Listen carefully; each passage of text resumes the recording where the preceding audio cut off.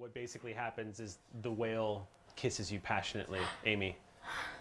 You guys watch as this massive gray whale just, and you're sort of watching in horror as this love scene takes place in front of you.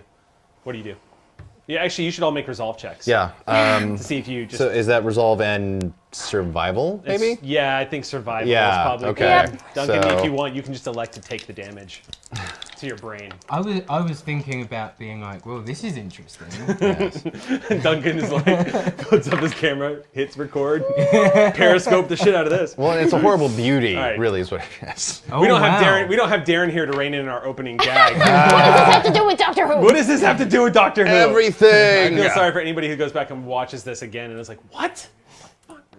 Yes, so hello everybody. Welcome to episode 2 of Eric's TBD RPG, the show that was named without my consent. It's pretty brilliant, though. You It's gotta going to admit. stick Yeah. because it rolls off the tongue, so we're just going to go with it. TBD RPG. Yeah, For exactly. fans. Yeah. We'll come up. The fans have actually, you guys have actually already started coming up with a way of tying that into Doctor Who somehow, and like coming up with what TBD RPG stands for, Doctor Who wise. So yeah, Gravity Falls style, we could stuff. just meet somebody named Toby Determined here. Yeah, exactly. So, Toby Determined. Oh, Jeeves. Oh man. so He's before we global begin, journalist. One, Yeah. it's good. before we start this the episode off today, you're going to be seeing a link go up either on Twitter or possibly, I don't know, Twitter. Are we getting it? Twitter, right? It's We're on not Twitter, getting it in yeah. chat. So it's on Twitter now. So we just put out a link because 12:30. It'll be out at 12:30. Okay, it's scheduled to go up at 12:30. so there'll be a link going up at 12:30 because we've gotten some questions about. There's a lot of people that didn't even know a Doctor Who RPG existed. Lots of folks didn't know that Cubicle 7 was publishing this bad boy. Cubicle 7 publishes a lot of really cool RPGs. They have the license for Lord of the Rings called One Ring that they just published in 5th edition, which is coming out, called Adventures in the Middle Earth, and their Lore Master's Guide's coming out soon. But if you guys want to check out the One Ring, they have PDFs up at the website I'm about to direct you to. But I just wanted to give a shout out to Cubicle 7 because they've been really sweet and like promoting the show and giving us awesome games. So I just wanted to give them a quick shout out. They have a sale. There's a sale going on Drive-Thru RPG right now. It's just complete wibbly wobbly coincidence, in all honesty, because we're not Sure sponsored it or is. anything. Is it? No, we're not. And so if you go on the link that's going to go up at 12:30 on our on the Geek and Sundry Twitter, there's a Bitly link that'll connect you to Drive-Thru RPG, where they're having a bundle sale on the starter books for the Doctor Who role-playing game. So you can get the core book, and I think like 2 of the other books are up there, and it's half off. It's like $60-something How long dollars does worth that of books sale for like last? $30. Yeah, Well, in PDFs. check on the link and find So it. at 12:30, On a show. so at 12:30, check on it. Do we need more pencils? Do we need pencils, Duncan? Are you I was trying to Trying to do this quietly subtly? signal someone Well, over the there, Are you but trying to that's tell not- someone something? It's not What's really going the on? style around here, is it? Yeah, subtle. No, we don't do Really not subtle. what we do. Geek So- and subtlety. We're a bunch of fighters, not a bunch of rogues. So without any further ado, unless you guys have any announcements, I know Crit Roll likes to do announcements, which is great, but we're not quite as famous as Crit Roll. So Yes. Don't throw is them. anybody voicing over any amazing video games coming up? Sorry? What's that? Arms. What is that? Is couldn't anybody watch the Nintendo thing last is anybody voicing over some amazing video games or anything? Is that an Well, just in the comfort of my own home. excellent? you know. Okay, so we're gonna go ahead and go past announcements and get straight to the recap of the game. Did one of our lights just threaten to fall over on us? We're fine. It's just the players that die. I don't care. So. Yeah. Oh, I'm sorry. I meant to keep that in game. Sorry, guys. Little excited there. His Okay. inner monologue has become. Inner monologue is coming out. So let's go ahead and jump into the game. Let's do a recap right. to Doctor Who. Okay, so as I said before, last week was our very first episode where our intrepid heroes woke up in the belly of a reality-devouring, I guess, blob, an amorphous sort of like entity that was just floating in space that was left over from the events that took place during the 50th anniversary episode of Doctor Who, where the entire planet of Gallifrey was, spoilers, if you haven't seen it yet, it's like a 2-year-old episode now, but the 50th anniversary episode where Gallifrey was frozen in a moment in time using all 13 Tardises from the different time periods and lifetimes of the Doctor. A side effect that completely contradicted what took place at that particular moment is that somehow one of the regenerations of the Doctors, or one of the incarnations, specifically 10, or David Tennant, but 10, the regeneration 10, was flung into an alternate universe, which theoretically should create all sorts of paradoxes for what happened in the universe you left. But flung into an alternate universe where you woke up without any memory of who you were, along with a bunch of strangers you had never met, including a Centauran who is in my heart. We love, what's it, Veleg? Is his name Veleg? Third librarian Veleg. Third librarian Veleg. We love you, Darren. Something keep. I didn't finish writing down his title. I'm convinced. Too long. Just Veleg. I'm today. I told everybody, and I was like, this is gonna find out. Today's the day we find out if our show can stand on our own legs because Darren's not here. I was like, Pretty much, Darren was our first episode. That was a hell of a lead-in. So, so you guys managed to find out that you were inside the belly of this giant reality-devouring creature that apparently was feeding on the energies that drew it here when you jumped into an alternate reality, which even in the Doctor Who universe canon is something that's even for Doctor Who, is something that should be damn near impossible to do. If you remember correctly, if the audience is listening at home, you guys might remember that when the Doctor said goodbye to Rose, he had to drain the power from a star in order to make that transmission happen. That should give you an indication of how difficult it is to jump into alternate realities. It has happened, of course, because it's Doctor Who. This is actually a great segue into a disclaimer. None of us are experts on Doctor Who. we love the show, and we read up on it, and we listen to the audio plays. But we, like so many of you who might be watching at home, we were introduced to it when the show was relaunched in the early 2000s, except Darren. Duncan, who is from the UK and who's been living with Doctor Who all his life. And I watched it on PBS as a kid, so... Really, Yeah. Matt Smith was my first Doctor, and Oh, that's what okay. sold me. Tom So Baker. Tom Baker, nice. I had seen like maybe one Tom Baker episode, and Eccleston is was so the first one charming. for me. Yeah. That man is so just like to this day so ridiculously charming.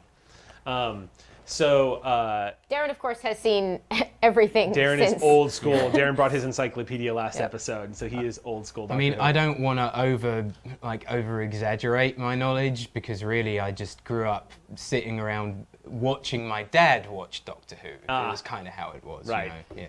It was funny with my dad, where when my brother and I got really into the relaunch series, and we were trying to be like, Dad, you got to watch this. You're gonna love it. Blah blah blah. And he was like, Doctor Who, the scarf guy. And we were like, yep. Doctor Who Old was great. school nerd, Dad. Doctor Who was great for me because when Star Trek went off the air, I didn't have any idealistic, hopeful, and inspiring sci-fis to turn to. Sure. Because we went straight. Because I went from Star Trek, the Next Generation, like Deep Space Nine and all that stuff, and all the later Star Trek. Voyager hype? Yeah, but once Enterprise went off the air, because I know we won't get into debates on Enterprise, but Different mythology. Enterprise got let's good. not. We're not gonna. I know this is for other show conversations. Yeah. But basically, before we get into the game, I'll just say that then we went into the Battlestar Galactica era, which was awesome.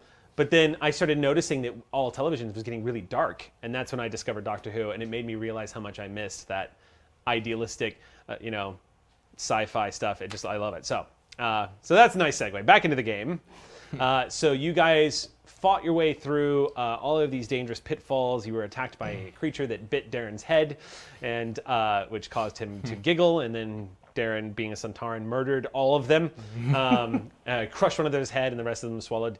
One of your companions that you had met inside this reality during the intense escape attempt to get to the center of this thing to find out what was stabilizing it into this reality, Rocococo was lost. As the floor basically opened up and I rolled terribly, and Rocococo finally got a taste of what it was like to be Sandra Bullock in the movie Gravity. Only without a spacesuit. Key difference. So more like That's not a good thing. more like Event Horizon. Sadly. Oh. Anyway, you guys managed to get back to the TARDIS, which clicked. Being around the TARDIS has what some of you may not know, a reality quotient that keeps it stabilized as it jumps through the time vortex. And as you guys entered it, you realized that was actually what was stabilizing this creature. It was like swallowing a rock, basically, and it was keeping the creature anchored in this reality. And all of your memories were restored. And Amy realized that she was the Doctor. Yay! Holy crap! Which resulted in some adorable moments with Amy almost breaking down crying live on stream, which you can now watch on YouTube You tried right now. being the Doctor and acting normal.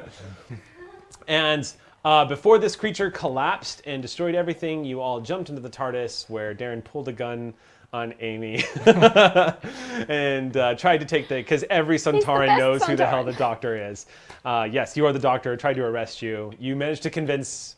Is it Vegrin or Velig. Velig? Velig. Thank Velig. you, Velig. Managed to convince Velig not to, in fact, arrest and kill you. And you guys jumped away in the TARDIS just as this thing collapsed. And that brings us to the top of today's episode, where we start off. Doodaloo, yeah, don't sue us, BBC. Should we mention, for anyone who wanted to catch up on last week, have we mentioned that it's Twitch subs can watch the VOD and everyone can watch it on YouTube? That's correct. The first episode is available on YouTube, and Twitch subs and Alpha subs can watch it VOD. And that might change in the future. We're still trying to figure the parts of the show out. It's the TBD. And yeah, Yes. it's the TBD. It's the TBD part. Everything's TBD. Yeah. So, yeah, and that'll bring us up to speed. So we'll go ahead and begin our adventure. When we last left off, you guys had jumped into the TARDIS and warped away just in time.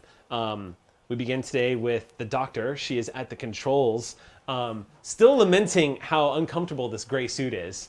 You're gonna have to do something about that. sure I will. It seemed to work pretty well in the beginning, but to be blunt, the shirt is a little tight now. And it's just not fitting you. Like, you're beginning to realize how lanky and skinny you were. You're like, your sleeves aren't quite fitting the way they used to. Sand shoes. Yeah, exactly. Yes, and that's the other thing is your shoes don't quite fit the way they used to either. So the rest of you, however, are still trying to comprehend the fact that you've just run into a police box which had no business being where it was, and now you're standing in what looks like a massive room with a huge column going up the center, and it's making a lot of grinding and wheezing noises. It is, in fact, bigger on the inside. I love this thing. So, here we are. The controls of the TARDIS. You guys sitting there at the controls. Velig right now, is gripping one of the handrails sort of off to the side with his big gun. What is he named? Blue Death. Blue Death. This gun, by the way, this gun that he acquired from that creature when he was running is about the size of him. Like, this is a massive weapon. But somehow, of course, being a Sontaran and built like a little tank, this guy is hoisting it up like it's nothing. And he's kind of gripping this railing as he's watching you as the TARDIS begins to sort of rock a little bit. You know, Doctor, you're starting to realize there's a lot of turbulence that normally isn't found in the time vortex. Only when something is wrong does this kind of thing happen. So I'm going to need to start the game off with you making a roll, Doctor. All I need right. you to roll. I'm not the Doctor. Let's see. This is going to be. Let's go crazy. This is going to be a ingenuity and transport, but you have the vortex. Yes, +2 to piloting the TARDIS. Yes. So go ahead and add all that together and see if you can make River Song proud. Ingenuity and transport, 13. And the 2, I just add them. That's correct. So it's 2d6. Yeah. And add your 13, 14, attributes and skills. 15. Ooh, 25. 25. Well. Oh, by the way, you can take the top of that dice tower off if you ever want to use Right, it. yes, of course. That's what So the dice tower's for. 25. Eric got us these really, really wonderful Doctor Who dice. These Q Workshop dice, I love them so I could talk my head off. Duncan knows because Duncan used to be my boss, and I used to surf the internet looking for Doctor Who dice. And every time they would make them, they would be unlicensed, so they'd be discontinued or sued into oblivion the moment they would hit this. Right. So I was trying to but then Q Workshop got the license through Cubicle 7, and they made these. I'm sorry. I'm just and a pair of 5s No, means no. I rolled get- 2 canines. 2 canines. Yay, Master. master. Okay, so with a 25, you're managing to keep control of the TARDIS, but she's kind of doing what she wants right now. It almost feels like she's being ziplined across the universe, and it has nothing to do with the plotting of the destination. You guys are essentially lost in the time vortex. When you jumped, it was the idea was when the TARDIS entered the vortex is that you were going to sort of plot your destination from here. It looks like she's kind of plotting the destination for you. You're grabbing hold of the controls, and you see you're going somewhere. You're not sure where. And you two are still trying to come to grips with where the hell you are and what's going on. And while Barglebill is being thrown about by the time vortex and the turbulence, he's just fascinated by everything he's seeing, and he's trying to touch everything. I'm going to say your so the Doctor Who role-playing game has this really interesting table that tells us technology levels. Okay. So Earth technology, for example, is 4. 5 is spacefaring, 6 is starfaring, and 7 is interstellar, and it goes up from there. Time Lord technology is 10. So you are probably somewhere on, I would say probably at 6 technology scale. Sure, yeah. So your eyes are like saucers. Right. Because you're seeing tech that you didn't think was possible. Right. In your wildest dreams. Things that you probably can't come up with a name for. So you're also seeing strange circular script written all over these digital screens that are kind of popping up around this console unit. Sure. Whatever you're looking at, you don't know what it is, but this woman, who now is calling herself the Doctor, clearly knows her way around the console system. Cool. And she's working frantically to keep control of what's going on right now. Oh, you've got one of those, Tumble. Yeah. Welcome to the Tardis, time and relative dimension in space. It's just a little unusual right now. Your Tardis seems to be having trouble with the suspension, is what Velig says as he's gripping. Oh, are you going to be doing Velig for today? Probably, we'll see. Probably, I doubt I could do Velig justice. Pike is on Critical Role. Pike is sweet, and Pike will throw herself in front of a train for her friends. Velig is selfish and bloodthirsty, but also kind, but it's also Darren, and I just don't know if I can keep up. I'm not, yeah. So we'll see. But anyway, so yeah, Thank you guys you, are being tossed Librarian about. Velig. Just a little busy. So what? Tell me, what the hell is this place? I mean, obviously, I've never seen anything like this before. Where the hell are we? And why is it so huge in here? It doesn't make any sense. I feel like I'm going crazy. Oh, Am I tripping? Am I still drunk? What is going on? Am I still asleep on the floor of the pub that I was in? For real? so is it Cillian or Killian? It's silly. Cillian, thank you, sorry. Cillian, I'm sorry. I wouldn't have any memory. I haven't met him before, right? No, you guys are only just now finally introducing yourselves, but you guys have never crossed paths before. And this has been your first time where you're not in, at least so far as you can perceive, you're not in immediate danger. So this is the first time you guys have had a face-to-face of like, oh yeah, this is me and that's you, and kind of an introductory thing. But I can tell from what you've said and pretty immediately that you are a human from Earth. You kind of, yeah, you've had enough encounters with You get the Earthlings. impression. Yeah. The level of how dumb I am is giving you an idea. Yeah.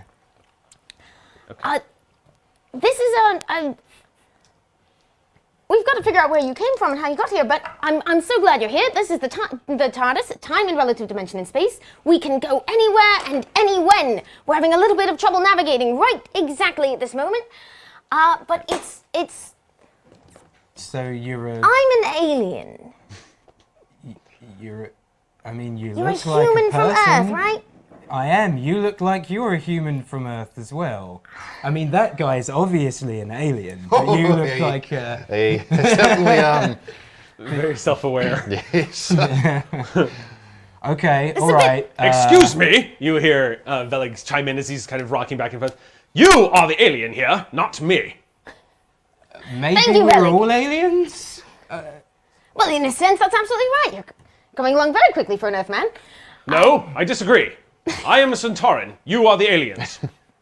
Well, you know, I mean, in like a big universal kind of way, I mean, really, do you ever really know anybody else? I mean, we're all aliens to each other, right? Right? I have Okay. considered your words and have decided you are wrong. Fellas, I know I brought this up, but come on. I mean, this thing is like going crazy. And as soon as you say that, the TARDIS everywhere, you guys jolt suddenly. Like almost like you were hit by a car. The whole TARDIS jerks suddenly to the left. Hold on. Velig, who I just rolled Should we for, do our little- has lost his grip. Yes, everyone do the Star Trek shimmy, yeah. Wait, I'll go the wrong way. So Velig loses his grip, and you see him tumble sideways, and his head slams into the console. Duncan's like, there's the device to get rid of Velig for this episode. Slams into the console, completely convincingly knocking himself out and dropping to the ground. You guys all need to roll. And conveniently partially fixing the turbulence problem? Maybe? Oh, no, I wouldn't do that. I wouldn't we're do not that for going you. there? Yeah, no, but I do need you all to make... I tried. I do Thank need you. you all to make a coordination athletics check. It's going to be tricky on This this is one. going to be a bad roll. Yes, the difficulty is 15.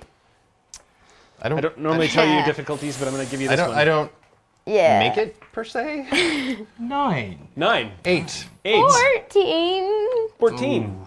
Okay, Just. so all 3 of you take 2 points of strength damage. Oh. Yes, I do. That's it's going not to be, good. It's going to be stun damage. By the way, if you have any stun damage from last game, it's cleared off. Okay. What if I only So just have, write an S. What if I only have 2 strength? Then you are knocked unconscious. Hey. Or rather, in this case, you basically, Cillian collides with one of the rails, and it basically... Cillian Rail. Cillian Rail! Wow. There's the, yeah. That is dedication to a bit. There's our presence for puns today. Yes. So you slam into that rail, and it jolts you so severely, you collapse to the ground, just completely stunned. And you're like, and the TARDIS comes to a dead stop, and you hear the grinding sound of that final noise that it makes when it arrives somewhere. Billy, you all right? Can you see to Cillian and Relic? Well, sure, but I mean, you're the doctor, aren't you? Yes. You see the console go spark a little bit. Oh, it's not quite that kind of doctor. Right. And he goes Can and I- kind of makes sure you're still breathing, and he kind of pokes you. Yeah. What's my best diagnostic tool? Probably, Can I just sonic you? if I had to guess, I would say it would be Yeah. a Sonic. I'm gonna take a moment to see if they're all right. Scan that bad boy. Okay. Yeah, you pop out the Sonic and start to scan the thing a little bit. The TARDIS is really good at giving you a good. Well, I was thinking them Oh, diagnostics. them? Oh, I'm but, sorry. But You're yes, then the TARDIS. Okay, so you're gonna check him out. Yeah, Okay, that's yeah. it. You just I'll run the definitely Sonic use over the him. Sonic Yeah, over. Sonic Sweep does of the basic area. scans. Yeah. Yeah, you just kind of. Yeah, he's got a very mild concussion. Probably not serious. He's gonna be fine. But yeah, he got knocked about. Cillian did not. Cillian kissed that rail at high speed. Now they're best friends. All right. Yeah. Hey, Rail, what's up? Didn't know you felt that way. I'm like, is there a first? I've got medicine. My name's Rail. Okay. Your name's Yeah. Rail. Yeah. You've already taken my name, baby. You basically prop his head up. He'll be fine. He just needs a moment to sort of catch his breath. But you're kind of coming to Cillian, and you kind of, as you begin to focus, you see a middle-aged woman with blonde hair and in a uncomfortable-looking, skinny little gray suit, looking at you with concern. And this glowing thing in your face, just kind of scanning you. You're a doctor, right? It's not quite that kind of doctor, but according to the sonic screwdriver, you'll be all right. So what kind of Let's find out where we are. So what kind of doctor are you? Tell me you're not like a psychiatrist. No, it's a bit different actually. Just call me the doctor. Oh, all right, the doctor. Let's do this. All right. I think And soon I also stabilize Velik, but I'm unsuccessful at getting him to wake up. Velik is, as you roll him over, the first thing you heard out of his mouth go, "You are under arrest in the name of this entire name." Perhaps a bit of rest for Velik. Yeah, maybe waking him up is probably counterproductive. Doctor, I couldn't help but notice, but we've stopped moving. Yes, I believe we've arrived somewhere. Shall we find out? Oh, yes, please, let's. All right. Shall we? Let's go. Let's shall. As you begin to move forward, Doctor. What do I do to change my clothes? I know I do it all the time. The TARDIS has Yeah. everything you need. I know that's... As you step forward, you hear a ripping sound, and you stop and... One moment. Hey, can I take some of those? I mean, I slept in these like twice. Normally we find out where we are before we put our outfits on. But, Okay, you just run off the catwalk suddenly. You see her just take off and slam a door, and that's when you guys realize there's a door. There's another room. There's in another here. room in it's here. It's actually even bigger. Yeah. Yeah. What? Oh, this is incredible. one A moment. few moments pass, and almost comically, it's almost cartoony in its effect. But she returns just moments later in her Doctor Coat Who. and skirt and Yes. beautiful art by Matt Olson. Yes, if you guys haven't had a Yay. chance to see it, you step out. Much better. As you step out, Amy, you see a console open up on the TARDIS. It goes, and you see a new sonic screwdriver, a new Mark sonic screwdriver emerge. Ah, lovely. I quite like this one. Could I have your old one then? What happens to the old ones. Wait, hold on. Well, typically the old ones either the plot devices they use in the show, the old ones get lost. Sure. They break because they don't want to just have them passing around. Yeah. In this case, we'll just The old one mysteriously stops working, bursts into Oh, flames. I assume that it's inactive, but well, Spend we'll some story do points this. to say that it fell in a hole and I didn't just use it to diagnose his medical condition. I wouldn't have you spend a story point. I'm sure there's somebody in chat right now screaming exactly what happens and how it works and stuff like that. I'm so sorry. We'll go what ahead. happened, here's what I would say, is you left it in the other jacket and it got absorbed by the wardrobe in the TARDIS. Hey, That's so a good one. today Michael will be running Doctor Who. I'm sorry. I'm sorry. No, that that's was fine. not an admonishment. That was brilliant. I'm turning over the reins. That was a great. So I said much better. Wait, You hold step on, out, hold going, on. just going. Oh, I forgot and then, yeah. Lovely. So some new sonic screwdriver pops out. You walk over to it, and the TARDIS begins to make sort of a grinding sound, which is you realize it's indicative of every time there's a regeneration, the TARDIS regenerates itself, the interior kind of, and usually it's hazardous if somebody is inside. I think this might be a good moment to step outside, shall we? After you. Okay, the three of you walk out into whatever you're about to walk into. As you guys open the door and step out, before you have a chance to sort of react to your new surroundings, as the three of you kind of all pile out of the TARDIS, two things come to mind. The first one is, oh my God, Velig, and then the door goes closes. Oh no. And you hear clicking sounds as the TARDIS begins to go. You hear that wheezing sound pop up as it begins to fade, and the TARDIS just vanishes. So is Velig trapped in the TARDIS? He's a little bit. Oh no. Thank God. That guy was terrifying. And what snaps you out of it is you start hearing screaming sounds from all around you. Taking stock of where you are, yes, where the hell are we? You guys look around and realize you are in what looks like, at first glance, Velig! you guys, yeah, exactly. No, death! we need the Centaurian back. You guys, your immediate surroundings. You are in a massive room that looks like you can see down the length of it, and you see the entire area that you're in is made of wood. We're indoors in a You're wooden indoors. You're in this massive wooden room that's oddly shaped. The walls kind of badger? a wooden badger. You guys, the walls kind of slope downwards a little bit, which is kind of unusual. Almost like the room has an angle to it. It's made out of all wood. The next thing you notice is you're seeing all sorts of kegs around you. You see ropes swinging from the ceiling. You see all these things wrapped up. You also see people running around like crazy and shouting orders and screaming. If you guys want to go ahead and make a quick ingenuity check, I'll say knowledge and ingenuity. Okay. This is not going to be difficult. I'm going to guess this is a shit. 15. 15. 23. Doctor has a lot of ingenuity. Ingenuity And knowledge. and knowledge. Yeah. 11. 11. You all know that this is the hold of a ship. And judging from what you're seeing, it looks like something is going down right now. People are shouting and screaming. One person has paused to look at the three of you and then just keeps going to what they were doing. You see a bunch of people coming down a ladder towards the end of this hold. The dress, Doctor, from that role, you would probably say, judging from the way these sailors look like they're dressed and from what you're seeing around the hold, you're probably somewhere on Earth, anywhere between the time of 1600 to 1800 in that block. Your guess is probably late, actually I've got the time right here. Your guess is, where are we? Your guess is probably early 17th century. Early 1700s, rather. Oh, okay. Yeah. And you're hearing lots of shouting and scream. And from that role, you could probably guess that something very important is happening right now.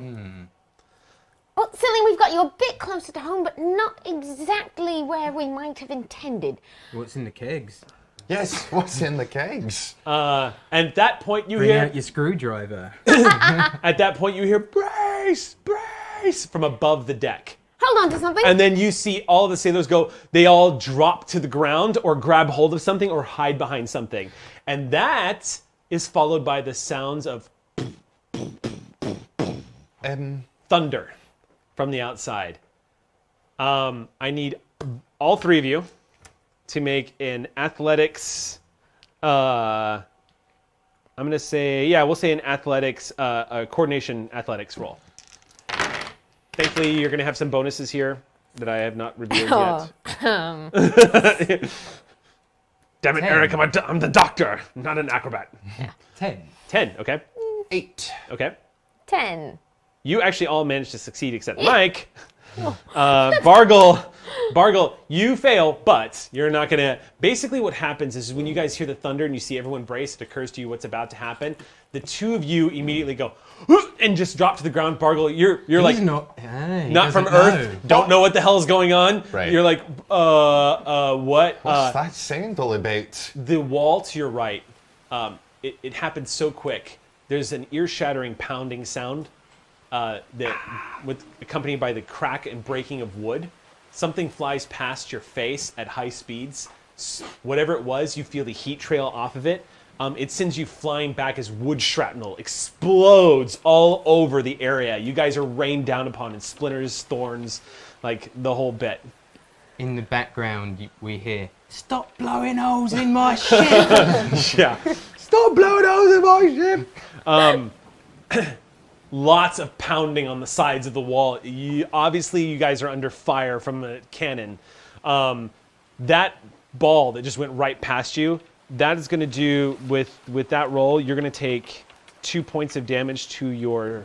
actually, you're going to take 1 point of damage to your strength. Okay. And you're going to take 1 point of damage to your coordination. Okay, so... As you go stumbling back as a cannonball goes right past. So you're going to erase those circles from your character sheet. Okay, I had 2 stun done to my strength from the Tardis. One of those would have healed back. Okay, so I've got 1 stun and 1... Same with you, Duncan. You're probably at 1 stun right now. 1 stun. Yeah. Because I had lost all my strength, so... Right. So you're at 1. So you've only got 1 stun left. So you guys are a little disoriented. I from also this. had taken 2 stun. Okay, so yeah. Oh, I'm sorry. I should have told you. You guys have 1 stun healed Okay. Okay. because that wears off pretty fast. All right. Okay. But what you've now got, is it a different type of damage? This is physical damage. Yeah. Okay. This is from the shrapnel of the hull exploding to your right now. You guys were narrowly missed by a massive cannonball that just smashed through the hull of the ship and went straight across the area you guys are standing in. You watch this thing as it smashes through a lot of the cargo plates, the cargo boxes rather. You see it collide with the other end of the hull, but it's lost enough momentum that it bounces off the other end of the hull and it goes rocketing towards the center, and you see it smash through 2 sailors who were taking cover from it coming from the right. This ball just smashes, bounces off, and it kills them instantly. Smashes through and just rolls. It's pure chaos as it rolls across the deck. I would say, Cillian, probably the first time you've ever seen someone die. Definitely the first time you've ever seen someone die horribly. Yeah. And now 2 in a row. So it's kind of like shock. Bargle, you're like, huh, and then you kind of reach up and touch the tip of your nose and realize that this thing, there's a slight burn on the tip of your nose where this cannonball, it was that close. It stings the moment you touch it. You see this blue spot on the end of his nose where the skin just kind of got rubbed off at high speeds. It's like a scrape basically, but it's just at the very tip, and you're like cross-eyed, like, ow. Should we go then? The ship too begins to exciting, man. lurch, and then you hear shouting above. All right. Let's get out of here. Yes, please. Okay, you guys pile up onto the deck. You kind of push your way through sailors who the chaos is too much for them to stop and figure out who you are. A few people kind of pause and look like they're going to go for a weapon, but none of you... The first thing they notice is a woman who wasn't on this ship originally, so they kind of pause. You guys actually manage to make it up onto the deck. With the confusion that's going on, no one immediately tries to stop you. You arrive on the deck just in time to see gun crews pulling cannons up to the sides again. You also see We're on a boat. Yes, you're on a boat. We're on a boat! You see the open ocean around you. There are gun crews, there are sailors, everybody running about all over the place, screaming orders. There's a man that's hanging by his ankle, swinging back and forth from one of the masts up in front of the ship.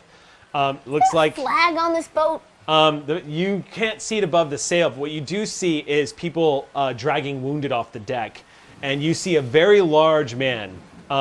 He has ebony skin.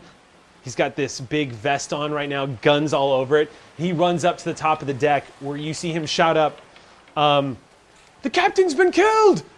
The captain's been killed!"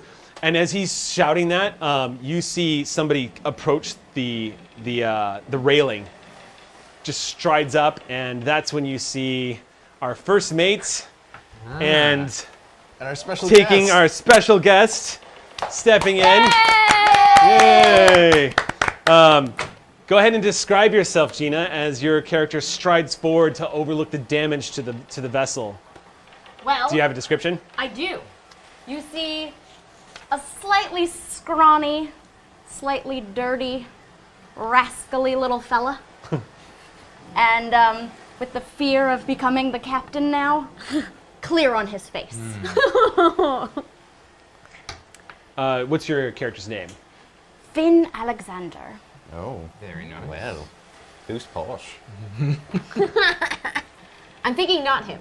No, really not. Yeah. So the guy that's shouting up to you was quartermaster of the ship. His name is Tall Jim.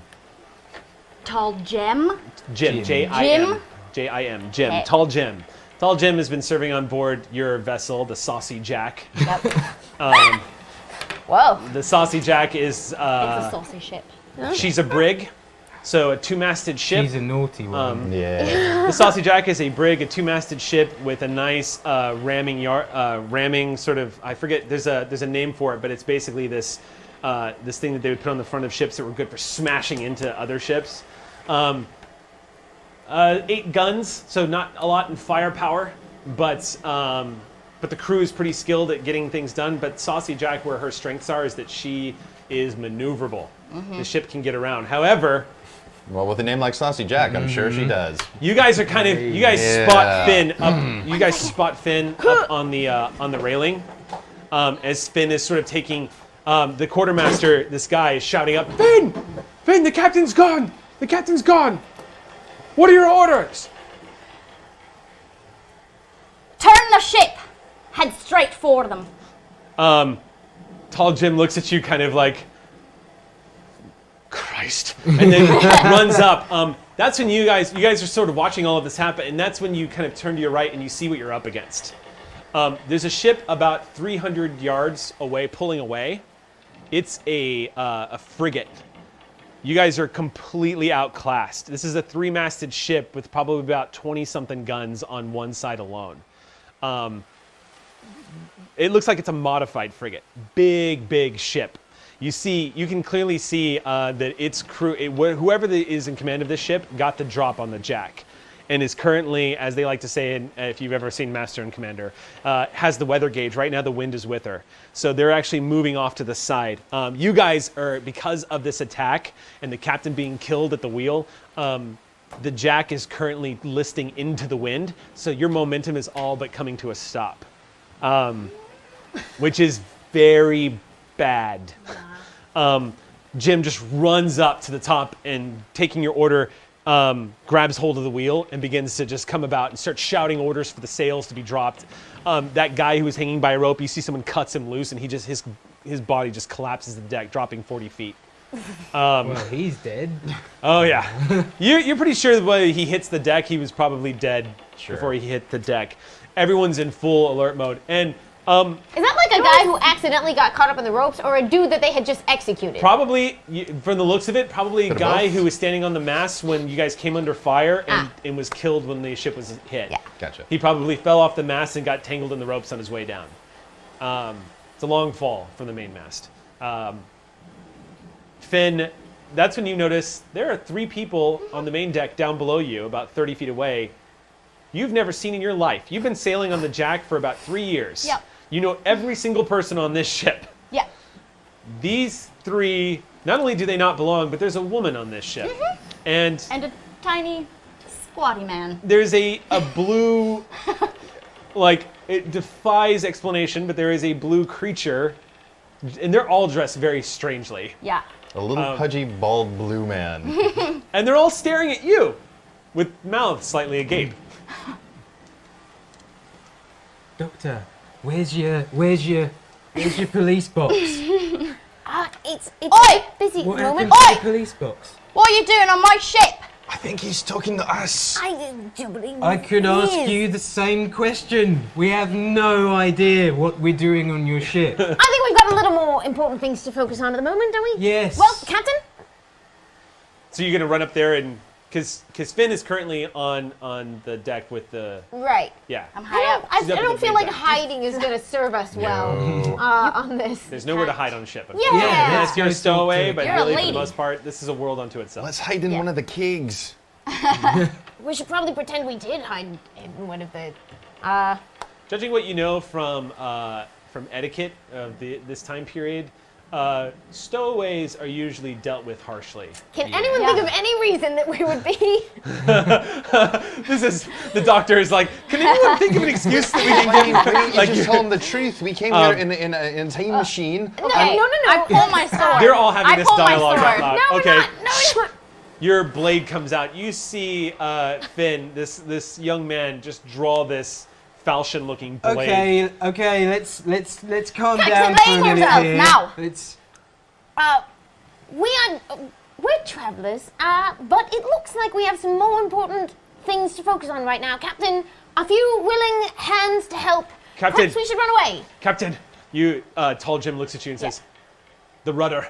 He's jerking on the wheel. He's like, "I've only got 90 degrees," and he's pulling on it. Your ship is the jack is turning, but not enough. Where is the bad ship?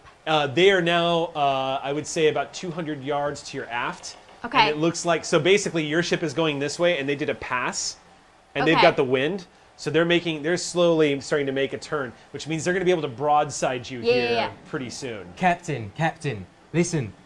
I know it sounds insane, but can we get to the rudder? Can we get to the rudder of the ship? Is that possible? I'll tell you right now, because your character would know this. Yeah. Yes, absolutely. Someone Okay. would need to be lowered on a rope down to get a look at it. If you're willing to trust us, this woman has a tool that can fix almost anything. He doesn't know it doesn't work on wood. He doesn't know that. Okay, that yeah. Do you have a thing that do you have a thing that fixed this? They We'd all love to Of help in any course way we she can. does. Can I spend some story points to have a good idea about the rudder? I can tell you now that your sonic screwdriver will absolutely not work on the rudder of Yes. a 17th century sailing vessel. No. Wait, the sonic screwdriver doesn't work on wood? No, it does not work on wood. It doesn't do You can wood. scan wood. You can do, Well, but it sure. doesn't fix wood. You It's can't- wood. Like, yes, that is made of wood. Yeah, it doesn't fix wooden mechanical objects or anything like that. It has to be Interesting. tech. It has to be tech, Yeah. All right. or, that makes or sense. mechanical somehow. Sure. But I've got It can work with Buffin, that. I've got Jiggery Pokery, I've got. That's true. So you run up to the side and look over this. And look over. The boat, the way the jack is a brig. When you look over the side of the railing, it just gives you a view that goes straight down into the water, which is churning underneath the boat right now. So the deck will go. So basically, as you're looking down, the ship kind of goes in like this, as most ships did, and the rudder's somewhere down here, so you cannot eyeball it from where you are. You are, as Lovely. as Finn has suggested, someone is going to have to go down there on a rope to eyeball and see what the damage or the problem is. And you have to do this quick. Yes. Because this frigate is bringing to make its turn. They're going to have to load their cannons, but they will have a shot on you guys pretty soon. All right. I don't think I would think of any reason that either of you would be better suited for it, so it's Yeah, I'm an electrician, not a carpenter. just gonna. A crap one at that. You've never worked on a boat before. I'm very sorry about that. What's No. your craft, Duncan? My craft 4. 4? So I've actually got the highest craft. I guess I'll you might be the I'll best volunteer- person for this job. I'll volunteer. But you don't know that my sonic won't work. Yeah. Well, you could tell You would us have to. it You'd have won't. to let. You'd have to let. I'd be like, this tool's good in a lot of situations. A rudder, not exactly its strongest point. It doesn't work on wood. Tall Jim turns around and says, "Captain, whatever they're going to do, they got to do it now." Oh, bloody hell. I'll go down there then. lash a rope to him.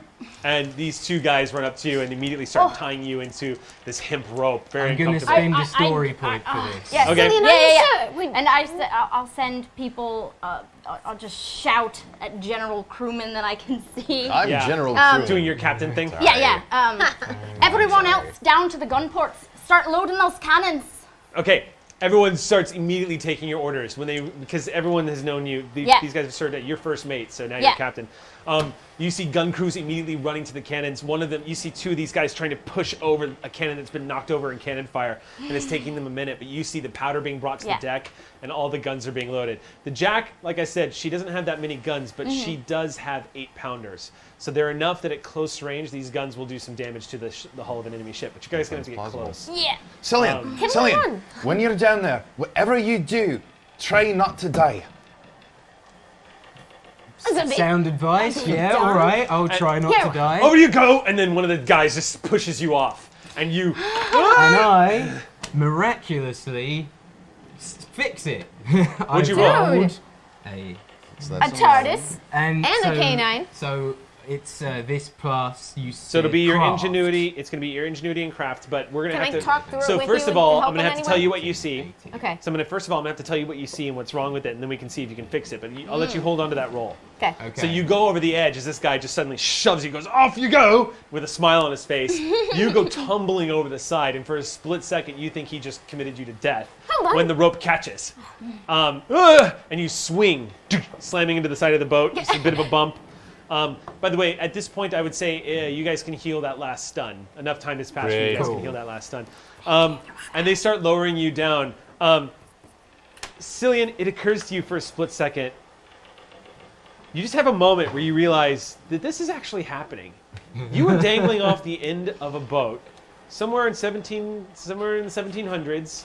A frigate is positioning itself somewhere behind you to open fire and kill you guys. It's behind me directly. Directly. because I'm hanging off the Yes. edge of the boat. You are actually technically I've just closer seen than everything 3 else. people get obliterated by cannon fire. Yes. Like 3 hours ago, I hardly ever left London. You had just finished a pint and were going home, and Yeah. now Can I sense that that he's sort of struggling here a bit?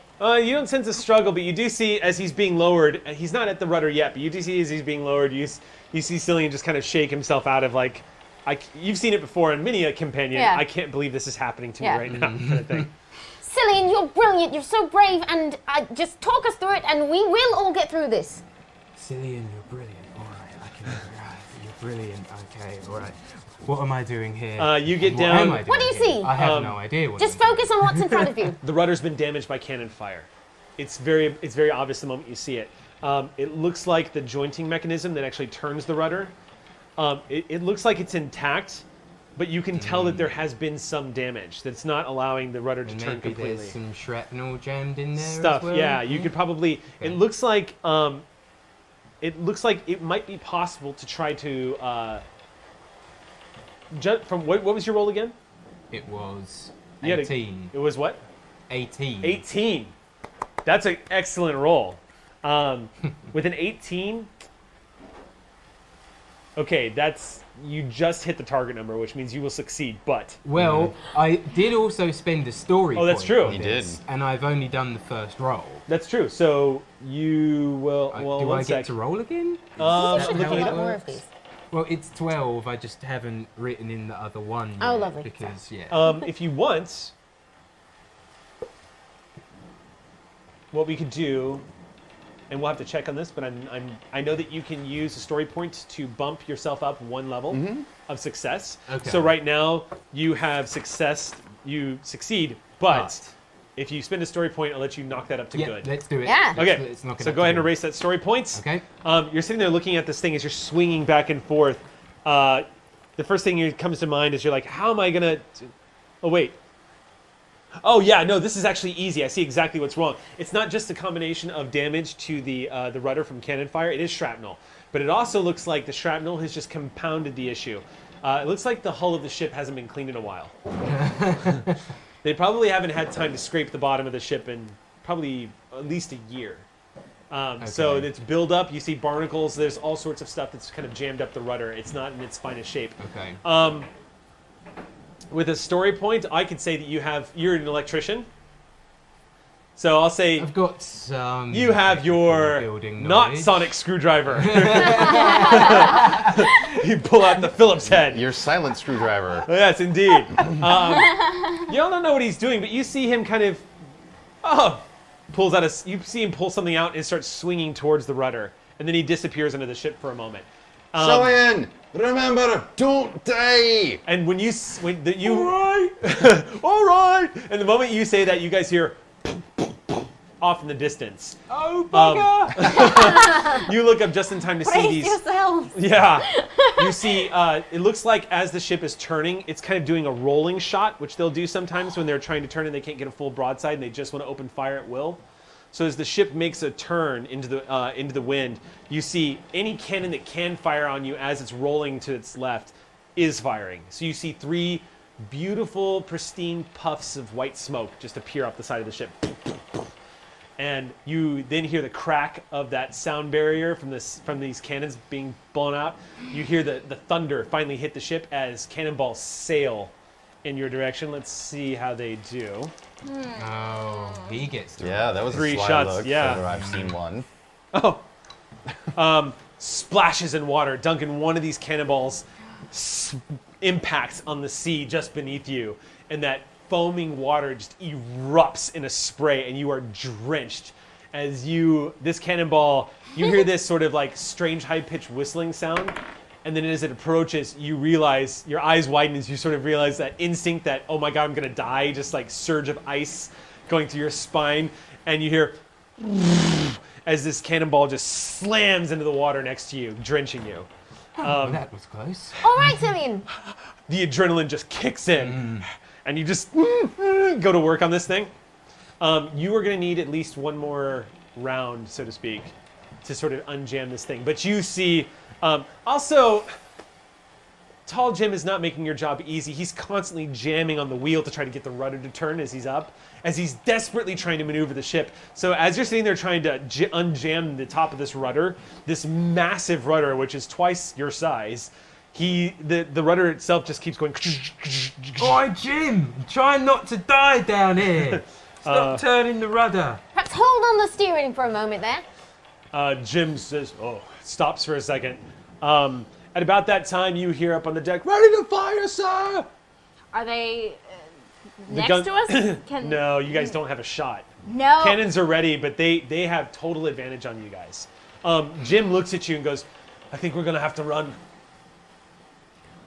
I think running's an excellent Do it.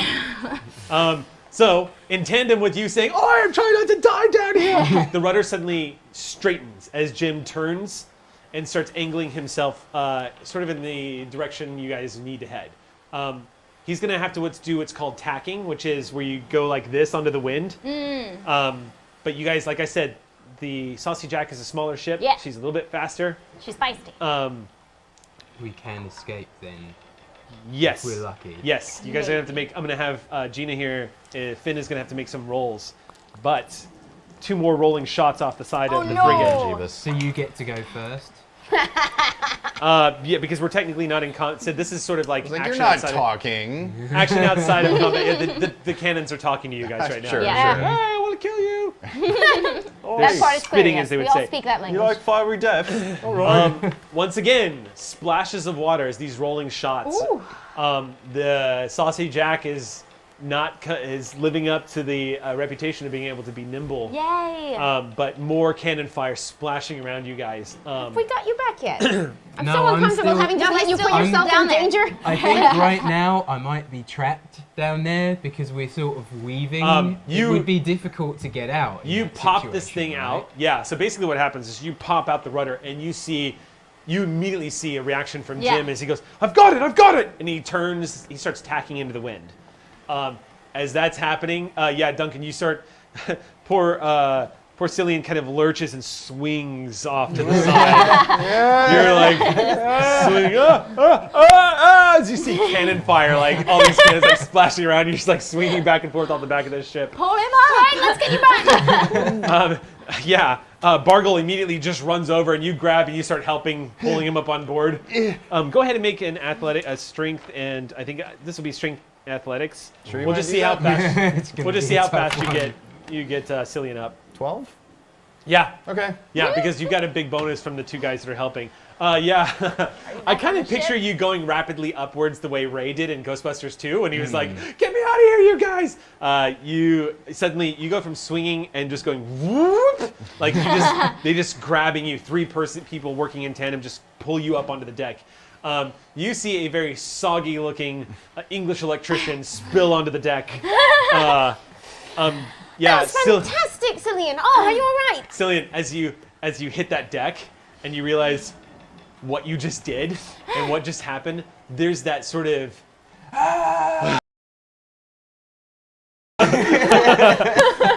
yes, exactly.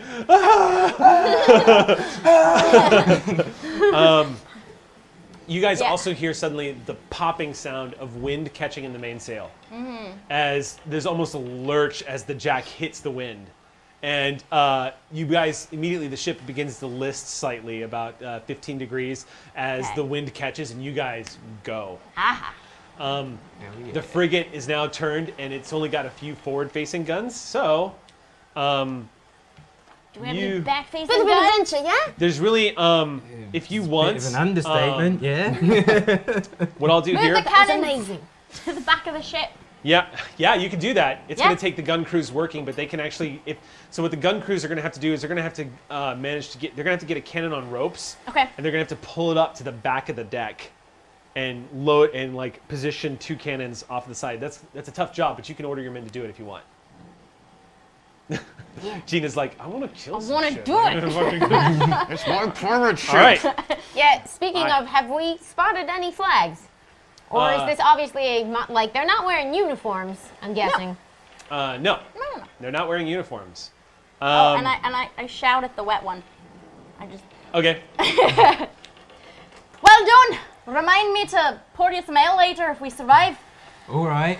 So does this mean we can stay on your ship now? For now, and then you have to explain the blue one to me later. All right. Yeah, Jim's looking I'll at you try. like he's not sick, is he, Captain? Well, we don't think so, but we don't really know what. Doctor. it He's is. got a very unusual condition. Doctor, make an awareness check. Yeah. It's gonna be straight up awareness. Straight up awareness? Yeah. Hey, our favorite combo. 11. Tardis and a Dallen. It's not hard to spot, so 11 works. Yeah, you see the flag. It looks like the Saucy Jack looks like the flag. How do I describe it? It looks sort of like a corrupted version of the British flag. It looks like it has sort of it's the white flag the flag that they would fly at the time. So you do see the Union Jack, but it's on sort of. If Duncan, correct me if I'm wrong, but it does have. Like the St. George's Cross? Yes. Okay. It's the St. George's Cross, but it looks like it has a sword going through it. A red sword. Is this a past thing or an alternate universe thing? Yeah, you're not Probably sure. past. You're not entirely sure. You could use the Tardis to look up the Saucy Jack in the registry if you had a Tardis. So hopefully that'll be coming back soon. The Tardis does pop back in once it's done reasserting I itself. assume that hasn't happened yet. You don't know. You haven't been back below the deck, but it's only been about 20 minutes. Yeah. You guys running up onto the deck, navigating, getting fired on, fixing the rudder, getting underway. But right now, because I want to put your fate in your hands, I'm going to ask Finn Alexander Yep. to make a coordination transport roll, Okay. and I'm going to give you a plus. Yeah, because of your. Let me do a roll for your first mate here. Tall Jim, your quartermaster is Okay. now. Okay, so I'm going to give you a +4 to your roll Okay. Wow. because you've got some able-bodied seamen helping you out here. Oh, this is a What 6 is- and this is a 1. Thank Sorry. you. I was like, The what? combo- One natural. Bloody Dalek. hell. Right? Tardis. Ah. A Dalek and a How do TARDIS. you Yeah. know? Welcome to the game. Welcome to Doing that Doctor Who, where we roll all Dalek during and last TARDIS. session, Swear yeah. these are All white the others dice. have numbers. I It swear. was just So, one of those just so where you like, know, That's a oh, 1, Yeah. 6. Yeah. One of our Chavani, one of our Twitter followers, and correct me if I'm saying that wrong. But Chavasani? Chavasani, thank Right, you. right, Chavasani, yes. So Cho, who does a lot of our great artwork on We the love fly, you. Yes, Cho thank actually you. made a joke on Twitter that the dice were weighted because of all the Tardises and Daleks. Daleks that we Yeah. roll. And Q Workshop actually chimed in and was like, "No, they are not." I was about to apologise to him for suggesting Yeah. Yeah, I'm gonna. That's does a my- hot jacket. does I would my argue sense of that they're direction come into sentient, this? though. Sentient dice. What's Yeah. that? Does my sense of direction come into this? I don't know what I'm rolling. The right Time now. Lord technology. I'll give it Yeah, to you. exactly. Yeah. Okay. Yeah. I'll give it to you this time because really, it's just this is a matter of like trying to tack into the wind because you're navigating the ship. Yeah. We're basically making you. I'm trying to check to see how fast your ship is moving into the wind. I'm rolling for them too. So in this case, I'll give you direction Okay. because you're monitoring the wind. So I'll give it to you. Go ahead and add that in there too. Tell Okay, me so what you it's get. 16. Okay. This is a Nice. This is a contested roll. So let's Oh, see wait. how the captain of the other I ship didn't add does. the other 4. Oh. I didn't add Jim's 4. Oh, then you did 20. You're 20. You did quite well. Okay. Nice. So now I'm going to roll the rival ship and see if you guys gain some headway. You guys are pulling away pretty quickly. How those cannons coming? Yeah. Yeah. So the crew, you see them. They're basically pulling the cannons off the sides, pulling them out of their ports, and they're wheeling them towards the staircase that goes up to the top of the deck. Poor crew. And they're already lashing ropes onto it. Okay. But they've caught on to what you're doing, Yeah. and it seems like they also want to shoot the hell out of them Yeah. as much as they can while they run. You're so So that'll be enthusiastic it. about it. I love it. Yeah, I'm ready. I'm ready Yeah. to kill them. What's the range on those? I'm doing you now. No sorry. idea. Captain, there's a bunch of holes in the side of the ship. Can we do anything? Can we get down there and try and plug them up somehow? Is that something we wonderful, can you do? You actually have not gotten a damage report yet. No, I haven't. There's There's been- holes in my ship. But we saw it firsthand. There's definitely holes in the Bargle ship. points to his nose. Little blue spot, little Our burn. friend here was in the way of one of them. What can we do to help? Are there things on ships to plug holes? Yes. What is that? There's usually tar. They use lots of Tar. tar. There's also all sorts of incredibly clever and ingenious ways that they would plug up holes on ships. Well, this Again- jacket's, Is there- do I this see, like, jacket's buggered. I can You have shoot damage. that, I'll- man. There's Is there damage like a- control crews on ships. Yeah, there are people yeah. that fix the holes. Your carpenter is your main person, but you haven't received a damage report No. yet. So if you want to get down below, Do you want to Do we have to roll for that? Should we when roll you for you'll that? have to assess the damage, and then we can Okay. roll to see if you can Okay. plug it up. Okay. Yeah. Captain, let us give you a hand. Is there a free person around me? Yeah. Oh, crew members are all over the place. You can shout orders to. Okay. You there, You NPC skinny number one. 12.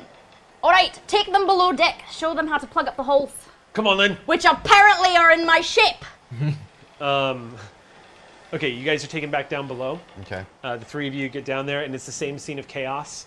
Everyone running about. You see people are still trying to load some of the cannons. It looks like some of these cannons got blasted over.